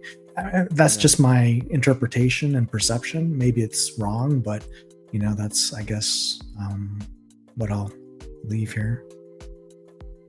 Well, I mean, check it out. Bitcoin pumped to 102. You're seeing alts kind of green across the board, and SPS is struggling. So I can see why people come to that conclusion. I mean, at the end of the day, like the team is working on stuff. Again, I don't expect this. I don't expect things to like pop off like crazy, although that would be nice. But yeah, I mean, I hate that I'm going to say this because it's not what I want. I actually want more touch points with the community.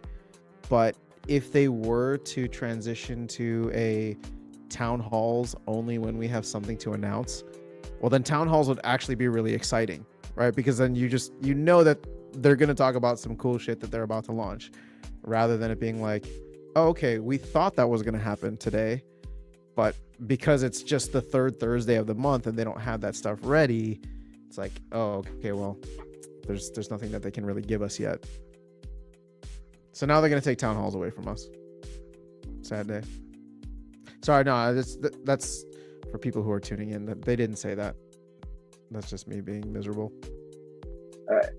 I do feel like that is the logical conclusion if we complained about the town halls not being excited. Instead of go to that. Yeah. I mean, if they did that, let me just say, if they did that, I would understand. But then I would also be excited whenever they announce a town hall. So I guess there's a trade-off. I think there's some value All right, so in Matt talking to the community.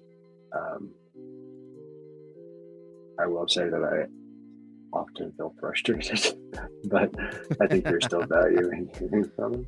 I wish I was less frustrated, but I appreciate that he's still talking to the community.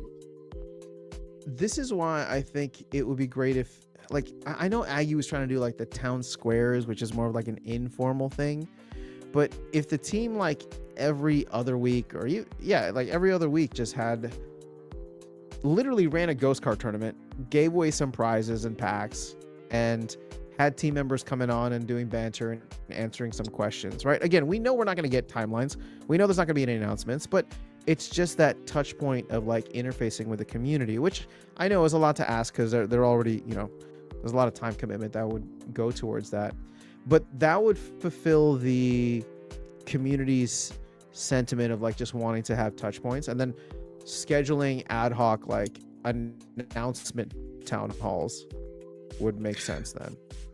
Well, I mean, the one thing we could do is we could always reach out to Blaze and see if he wants to join us for these tournaments and be a team member that's participating and interacting with the community. I don't know. I won't bite. I mean, that'd be awesome. You won't bite? Try not to. Oh, you won't bite. Okay, gotcha. Because I mean, I think that if the team is, All right, Matt's let's obviously catch up on doing some of CEO this stuff. Here. So Banana says, oh yeah, that's true too. Sorry, getting delays, but the That's developers are a very heads specific- down developing. Sorry, there's still a delay. Oh man, sorry.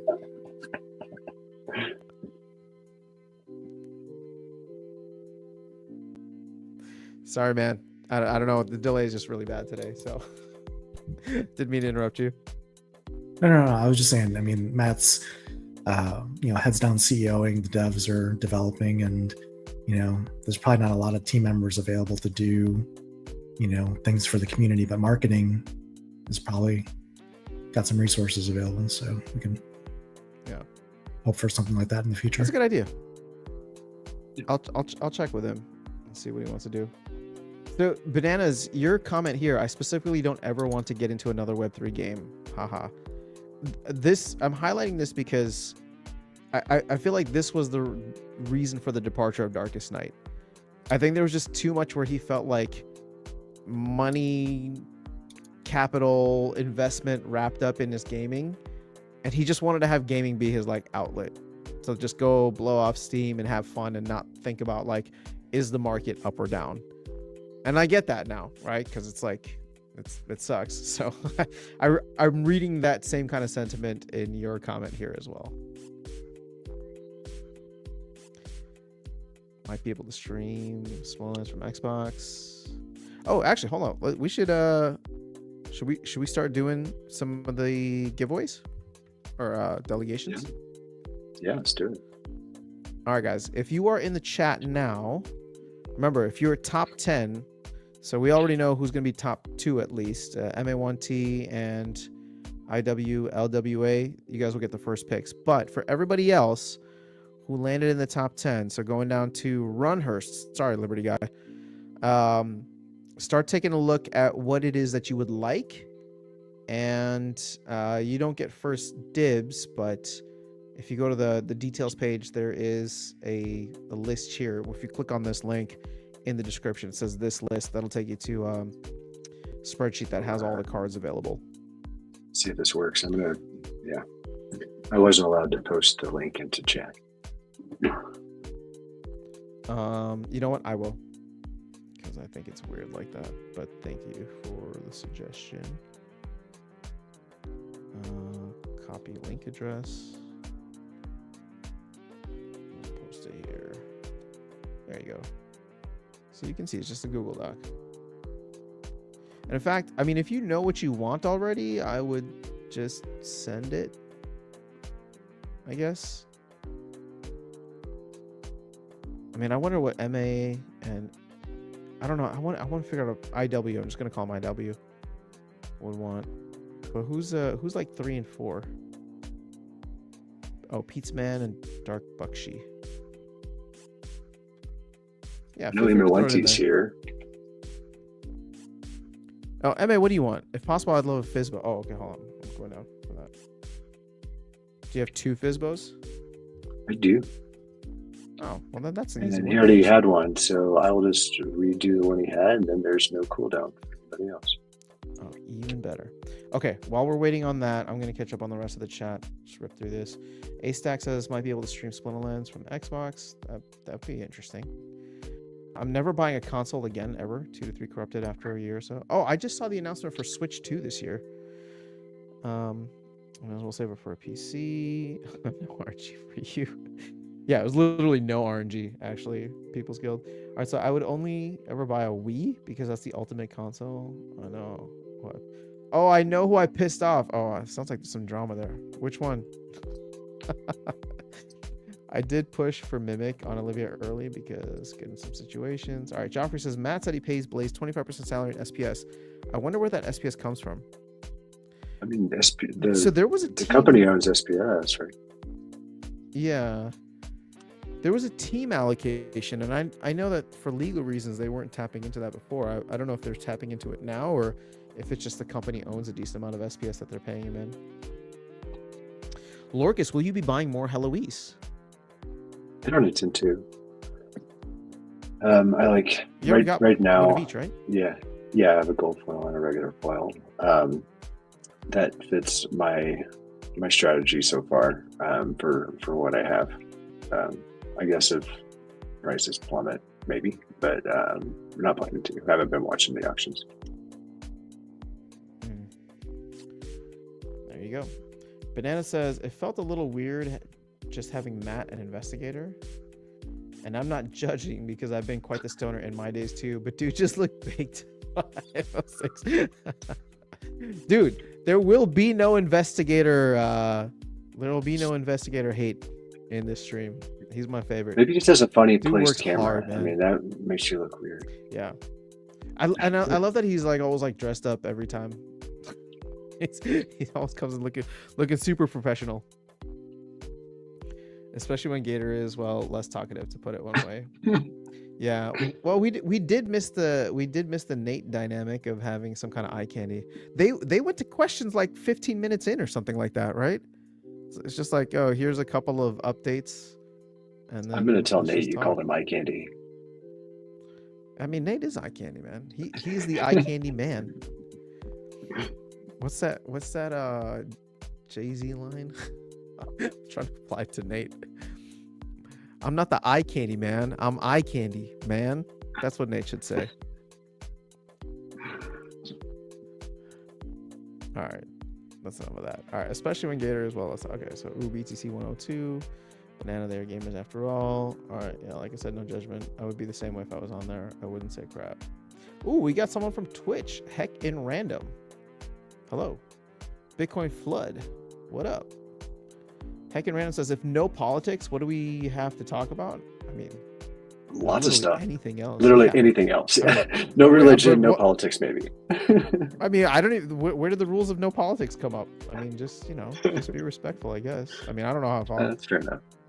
We'll see how much we engage, but there's not. We aren't even going to talk about. We're not even going to talk about parallels. I'm pretty sure politics should be off the table. No, okay, that's fine. There you go. So no politics. If you can't find anything else to talk about besides politics, then sorry, you're probably not even worth talking to, man. We talk about like random dumb shit like pizza. So we can find something. It's the only thing I know how to talk about. If it's too deep, I can't help you. Yeah, there you go. Oh, me too. Nothing wrong with being a man of few words. I'll put 10K SPS on. We start seeing more frequent town halls coming soon. Wait, what? I want you to tell us what you know. What do you know? Yeah. Jingles, come on. 10,000 SPS is a lot. I know. I mean, not dollar wise, but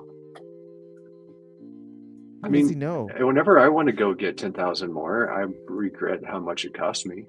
So it's not nothing. I have a feeling that. So here's my guess, based on what Blaze said when I streamed on Tuesday, because people were like, oh, why don't you get Blaze to come on the show? And I kind of just like invited him there, not at that time, but I was like, Blaze, if you ever want to come on, let me know. And he said, we're lining up some things, give it a month or two, and then we're gonna be everywhere, like spaces, streams, things like that. So my guess is that like once this stuff starts dropping, let's see. They didn't give a date for it, but obviously survival mode is not happening in in January. Let's hope it happens in February next month. Or is that what we're hoping for? Just trying to be clear. I mean, look, beggars can't be choosers, right? So if we can get it next month and we can get land in March and they're on track to get the Conclave Arcana pre-sale going in April, I mean, that's like one major thing every month the next couple of months. Might be worth talking about. The world could use more of that, to be honest. Yeah. Splinterlands was called Dead, but it was literally the only game I recognized in the graphic, and I don't know who made it. Just to be fair, though, Bananas, you just said that you didn't want to ever play any other Web3 game ever. So I don't know what to make of that statement. That's funny. If the team is busting ass, they must have at least some sort of opinion about Cryptomancer taking a month vacation. Bro, you're The trying to dude create works some hard, though. internal drama. It's fair to take vacation. But Well, keep in mind, so one, he's getting paid by the DAO, but also he gets paid like on an hourly basis. So if he's not working, he's not getting paid. I'm just saying. Maybe he gets some paid hours for the holidays, or is that not how it works for the contractors? I don't know. Well, I mean, he's getting paid by the DAO, and the DAO definitely did not approve any holiday pay for him. It was just if he puts in the hours, he puts in the hours. All right, then yeah, take as long as you need. So People's Guild says SPS is going to continue to free fall until confidence is reinforced. We need things to get delivered. Yeah, I think that's absolutely true. Something delivered would be great. It's just because we've heard about so many things since. Like, if you look at the second half of last year, I'm trying not to be like negative here, but I would say the biggest thing that was released was the unlocking of Soulbound Reward cards. And that happened in August, right? And then in September, I think they did Rebellion. But outside of that, it was just promo card sales. Mainly, wasn't it? So they the added auction. new mechanics. It's actually kind of release. adding the auction is kind of neat. I think I think there's tweaks that need to happen. But I think that's an interesting way to spend some time, and I don't hate that one. No, I don't hate it either. But would you prefer the auction then, or would you have preferred survival mode and getting 3 months of like economic activity? I mean, I don't know. Maybe it wouldn't have been the same. I don't want survival mode. You're asking the wrong person. Well, that's fair. Okay, fine. So if we got, I want survival person to die in the crib. And I also want land to just be put on hold until we actually do something to bring in new players. Like that's my entire focus is new players, and none of this stuff does All that. right. Fair So enough. that I'll stop talking about it. So None of I that mean, stuff excites me. It's a valid point. There's an observation that I had when I was listening to the town hall, and I guess I'll just share it here. So, Matt was talking at the beginning of the town hall about the battles that teach you like how to play the game for new players. Like, here's a battle that we're going to teach you how to use sneak, whatever.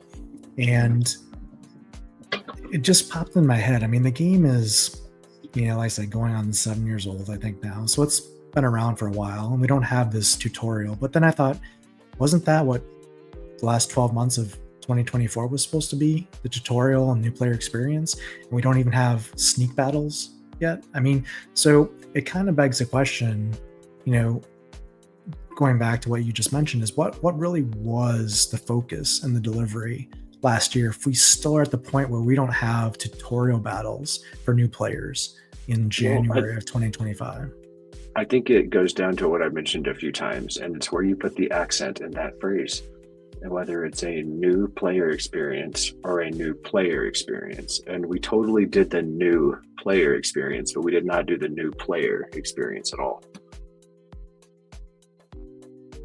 You're gonna have to be more pronounced with those accents because I was a little confused.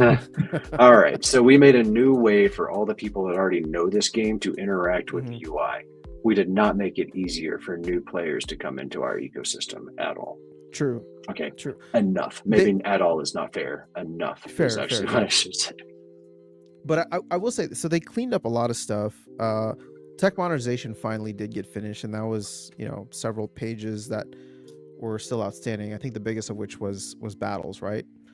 I mean, I'll take that because I think it makes the mobile experience better. And now the fact that they're working on getting a mobile app, even if it's just wrapping up the website, I think will at least put us in the conversation with other Web3 games of like, oh, go check this out.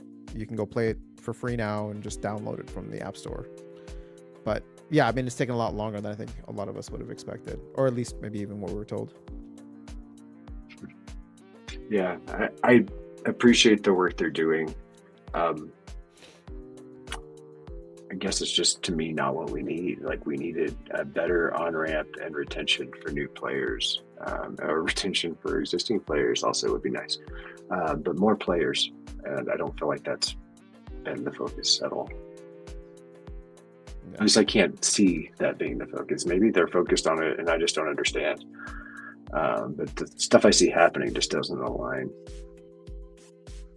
Royal, I think, has been doing a lot of stuff like behind the scenes, more so, especially since like October, I think is when they first started talking about, like, he has like this guild for new players. He's trying to like do, like, what is it called? Like think tanks or whatever, with like, okay, getting feedback from these new players, like what could be better, what could be improved. And it seems like they're now taking all that feedback and starting to implement it, which, So, all right. Crypto OMZ says SPS shouldn't be the in-game reward. I don't know what should be then. I've been hearing about the secret marketing genius from Illuvium for months. I know, me too. I was actually really I was disappointed for two reasons. Blaze wasn't on, so like there was no marketing, and then they've been talking about these Illuvium folks that they have, but I don't know. Banana says, I miss Aggie. I'm not gonna lie. So does Crypto OMZ. So does Dragon. How about you guys? You guys missing Aggie? I'm just going to chortle and say nothing else. All right. Chortle it is. All right. Joffrey says streamer rewards. Yeah. Tell the bum to start joining the stream and giving us CL packs or something. Yeah. It takes something that is meant to be fun like gaming and brings in real life. Bummer elements like money. Yo, Aaron Kennedy. I haven't seen you in a minute, dude. How have you been? I'm going to find random cards sent to you that you have to give away to someone. Tofu. Hold on, we have to do the other giveaways, and I want to sign off here in like 13 minutes. So, yeah. All right. If possible, I'd love Fizz. Okay, so did you send MA Fizbo? Oh, no, he's good. I did. Locked up. All right, you can see already. Thank you, Lorcus. Didn't do too bad today. Rented Heloise, wasn't impressed at all. I'd rather talk about how we trim toenails than politics. All right. Gulf of America. Land in March when it could have been late January, early February annoys me. Oh, because it took a vacation. Yeah. Well. All right. Did nobody else sent in? Oh, okay. This is IWLWA. I would like tofu. Perfect. Cool. I've never seen your YouTube username. I'm gonna trust that that's you. So, tofu for you. Oh, whoa! You did send me stuff. Wait, hold on. Wait, I just lost it all. What did you guys send me? Refresh. If you didn't hit accept, it probably. Let's try. Oh, thanks for the gold foil. Wow. I know. Shark Oh, and some monsters rebellion with the announced cards. suits there. Rebellion cards. Ooh, 2 rebellion cards. Acknowledge all. Very fancy. Okay, hold up. Let's focus on the delegations first. So we got our top 2, but Dark Bakshi, Pizza Man, Splinterlands RU, Arkiza. Oh, Tails, you won. I can I'm just sorry, you were give, giving give it to B-Jangles, whatever B-Jangles wants, give it to him. Monster Tamer, Runhurst. No, dude, B-Jangles pissed off someone. I've literally never seen this before. That's why it's so funny. Somebody please show this to someone on the team, because that's just hilarious. Like, it'd be one thing if it was just like a draw, but it's like, no. Tails It's like a needs to law win of this. nature. Yeah. Got a hard Mathematical proof. All right, well, thanks for sending the cards, guys. If we don't give them out today, then don't worry, I will give them out on the next one. Rock on, RGG Davril. About something new in March. The March of what year? Yeah, it's feeling like So that. Joffrey made a point about the new player video. I thought that was really good. Have you guys seen that new player video for Splinterlands? I No, did, have yeah. not. It was really good, actually. Mhm. Who made I it? thought it was well done. Oh, I Yeah, forget. it was in Tavern. Let me find it. Okay, Yeah, I'll it's take a look. definitely a community I just member wanna- that's been here a while. It's really good. cool. I'll post it on X or Twitter. Actually, I want to have it handy so that whenever if somebody like new comes along, I can just be like, check out this video.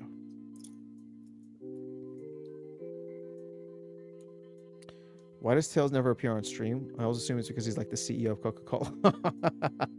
I don't know, dude. Tails is Batman, okay? So Try. can't you hear it in the voice? He can't give his identity away. He's fighting crime.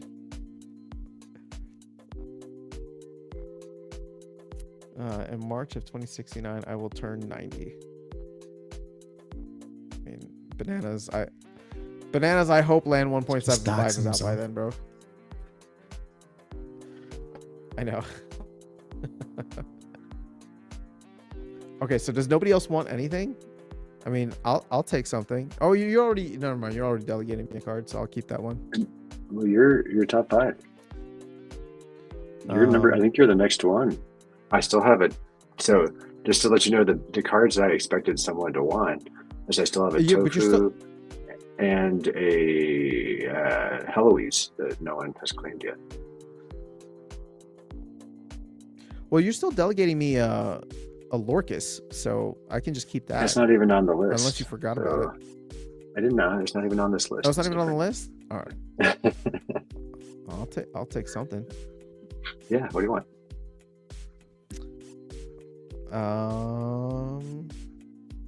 I mean, I think I want to go with tofu, but Yeah, I mean either tofu feel or like I'll leave Heloise are the tofu. top 2 choices here. you know what? I'll go with Heloise. I'll leave tofu for somebody else. Yeah.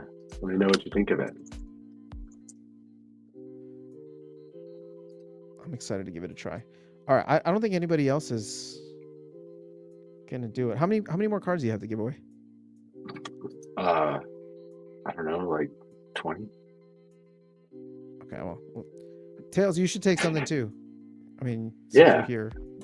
Do you have And a? I'm gonna make executive decisions. So Tails, you should get one.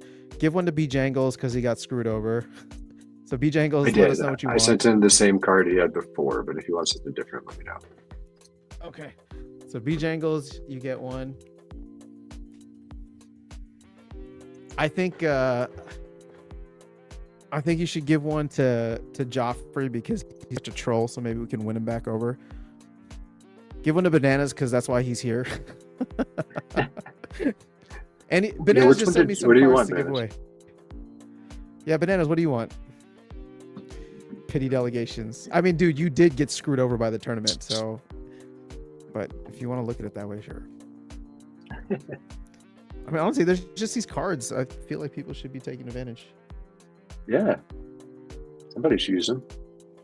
Lorcas has been very generous with it. Like I said, I mean, he could be making a shit ton of DEC with all that rental income, but it's more fun this way. Definitely. He says, after sound, I'm still invested. I'm just critical. Oh, bro, I know you're invested. If you had no money in the game, I would be like, dude, why are you here? Why are you commenting and hanging out on stream? But I know you're invested. I know you care deeply, and hopefully at some point SPS will hit whatever price target that'll make you happy, and all the last 3 years. For everybody here. For me, that number is probably too high. I don't think I'm gonna get that high. I don't deserve a card, but if you want to leave the rage delegation you already have, I'm more than cool with that. I'm cool with that. It's up to you, Larkus. Yeah, what was I forgot his in-game name. I think he's Shark Monsters. He's the one that just sent it. Oh, I love this. Everybody, look at this. A-Stack says, still hanging around, would love a pity card. All right, A-Stack, come on, be a little bit more assertive here. You got to put your IGN and give a little preference. Actually, I don't even know. Just throw your IGNs in. Let's see who's still hanging out. How many people are on stream? Oh, there's 24 people here? Wow, okay. It's not bad. It's like almost one for everybody. Yeah, the only problem is like my scholar's playing right now, so I can't actually see who won the tournament. Oh, sure. Wait, this tournament? Yeah. IWLWA. Yeah, I did these two, but just I can't see the list of top 10, so I'll do the rest later if they aren't here. Here, top 10. So there's Dark, Bakshi, Pizza Man. I mean, but you don't, like, if they're not here, you don't have to send to them. I'll send them something, but they don't get to pick, I guess. I don't know. Okay, that's fine. That's up to you. Oh, Joffrey, I didn't know you were Runhurst. All right. So you can give something to Joffrey. Oh, it's Run Your Shit. Okay, that makes so much more sense now. All right, A-Stack wants one too. All right, wait, sorry, you guys are not going to get to pick, but these should be pretty solid cards.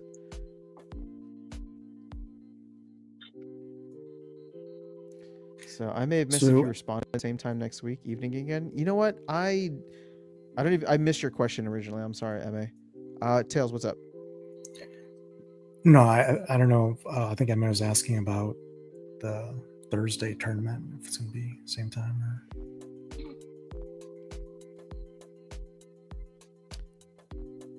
Do we know? Oh, to be determined, I guess. Talked about that yet? Yeah. TBD. The one question I was going to ask before we signed off is just a land question coming from the town hall. You know, Matt had mentioned that certain things were inflated. I think he was probably referring to grain as a resource being inflated for the last year plus. And he just said that, I think, I want to paraphrase here. I don't know exactly the quote, but his paraphrasing statement was, we'll just increase the costs of the resources of the trading or whatever in the trading hub to be commensurate with the amount of, you know, grain or whatever that's out there, which is interesting because it's, when I heard that, it was just like, to me, my first gut reaction was, well, it's just like cost inflation, basically, because grain's inflated so much. You're just gonna, instead of, you know, if they've in the white paper, like, you know, they're planning on like 100 grain for whatever, it's not going to be like 10,000 grain. But what do you guys think about that? Just basically increasing the costs because land's taking so long to get delivered at this point. you know, do you think that prices out smaller land players? It might price me out. Like, I don't know how much I care at this point. Like, they're gonna have to convince me it's worth it if I have to like burn everything to just exist. I don't know. They haven't shown me that this is worthwhile, and I put a lot of resources into land, so I feel like I'm ready for them to show me something, and they haven't. So I'm pretty critical, I suppose. Well, I think, hold on, let me check my notes. But Matt said today that there's no plan to change any grain consumption or production numbers.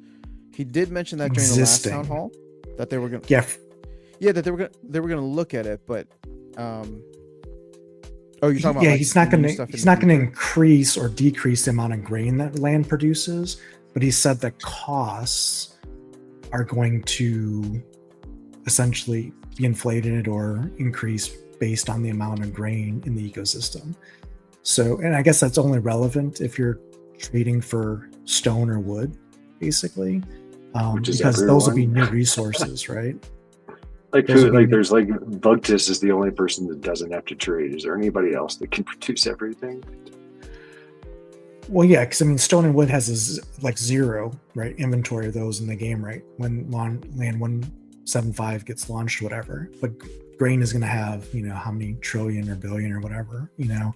So that's the thing is, if you were a person that, you know, had, you know, 5 plots of land farming grain, and you have like, you know, 100,000 grain at the end of a year, I mean, you might get like one stone, right? So yeah, you know, I know this is a completely delusional take. I have no idea about the numbers. I know we're in like the billions of grain, but it's like one thing that I'm just not worried about. I think that a 75% reduction in the amount of grain being produced will have an impact over time. Yeah, maybe initially it might suck, but it's like if you were there, if you've been here the past year plus, you've had a chance to produce grain, right? And so either you are grain neutral, or you're used to buying grain off the secondary market, or you're producing, you know, surplus of grain, at which point like that will shift, and you will either continue producing grain, or you'll move to another resource that will actually be more valuable because of its scarcity, right? Just based on whatever your land type is. So will that screw over grain producers in like the short term? If you just look at it in that snapshot, I guess you could say that will be the case, right? Because like if I'm producing grain on mine, which is the plan right now, then yes, that would screw me over if I stayed with grain. But at the same time, like I've also had an entire year to just stack that grain. I don't know. I guess again, I know that I'm not looking at the numbers, but I'm just thinking to myself like a 75% reduction should be fine. But to your point, because I know I'm not answering your point directly, I wouldn't want them to just artificially inflate prices. Not even because like it prices out new people, but just like then you're just creating like weird dynamics in the ecosystem. If you're like upcharging like 10 grain for every 1 stone and 1 wood, like just leave it what it is, and like the ecosystem will naturally like find a balance over time. Like let the markets market, which could be painful. So I admit that's the case, but like rather than it's going to be interesting. Only because we've seen how long it's taken to just make a dent in the voucher overprinting. You can imagine that the grain overprinting might be worse. So if it's left on its own accord with no kind of price adjustment or inflation, will ever get sorted. So they've kind of put themselves in a weird position by having grain get produced so much for so long that it's going to be interesting how they balance the land economy, you know, with that. Well, I wouldn't look at vouchers in the same way, because the equivalent for vouchers would be, yes, they streamlined utility for vouchers, but with grain, they're going to add utility, right? It's going to maintain the same utility because every plot still needs grain in order to feed its units. But if they add grain requirements to other things, it increases the utility of grain while also reducing the supply by 75%. So the equivalent for vouchers would have been like, okay, here's like some new cool promo cards that you could get, but also we're cutting vouchers from 40,000 to 10,000 a day. And that would have made a huge impact. Yeah. So again, like I don't have the numbers in front of me, but I'm just not worried about it right now. Maybe it's because I'm just apathetic about land, but that's just where I'm at. I felt mostly that way too. Yeah. So look at Banana sending cards to people. It's very nice of you. All right, I'm still hanging out, but I have most cards. You sure you don't want anything, Dragon? Bro, the pop up. I was just stalking his account to see if there's anything that I have available. He doesn't have. Gotcha. All right. You good, Joffrey Jones? Did you look at the settings section about this? I've made a huge mistake. What? Oh, I spent like 30,000 on this game. I made a huge mistake. Oh gosh. All right, so I have one plot left. Magic water. All right, thanks, Lorcus. All right. Anything else we want to cover? It's 9:03 for me. I'm sending Dragon a risk well, but it has it's like over a day cooldown, but I noticed he was renting one, so you don't have to rent one in a day and a half. So sort of Gotcha. Cool. All right, congrats to IW. Most top 10, $43. All right, cool. Joffrey said, Tails, Lorcus, Afternoon. Thanks for the tournament stream. You all are the only marketing we have at SBL. Way to like dig that nail in there, huh? Oh man. Banana says, Afternoon, next time you're in Chicago, come up to Milwaukee and let's record a rock song about Splinterlands. All right, let's do it, man. Awesome. I'm in Chicago quite frequently, actually. I don't know when the next time I'm gonna go is, because it's too cold up there right now, but I will let you know. And actually, I need to make my way up to Wisconsin at some point, so that might make sense. All right, cool. All right, Ankh, everybody good? Everybody got cards? Anything else? Lorcus, Tails, any final thoughts? I got nothing. I gotta say, man, despite the however you're feeling about town halls and whatever, these have been really fun just to come and hang out, play some tournaments, and everybody's got fun little opinions that they share. Comments always. Oh yeah, this is absolutely great. I love this getting to chat and the tournaments. I love watching the gameplay, so it's great. Yeah, indeed. All right, fellas, we'll go ahead and close out here. Thank you everybody for tuning in. I don't know what time we'll be live next week, but we'll talk about that and figure out schedules. So keep an eye out for that. And we'll go from there.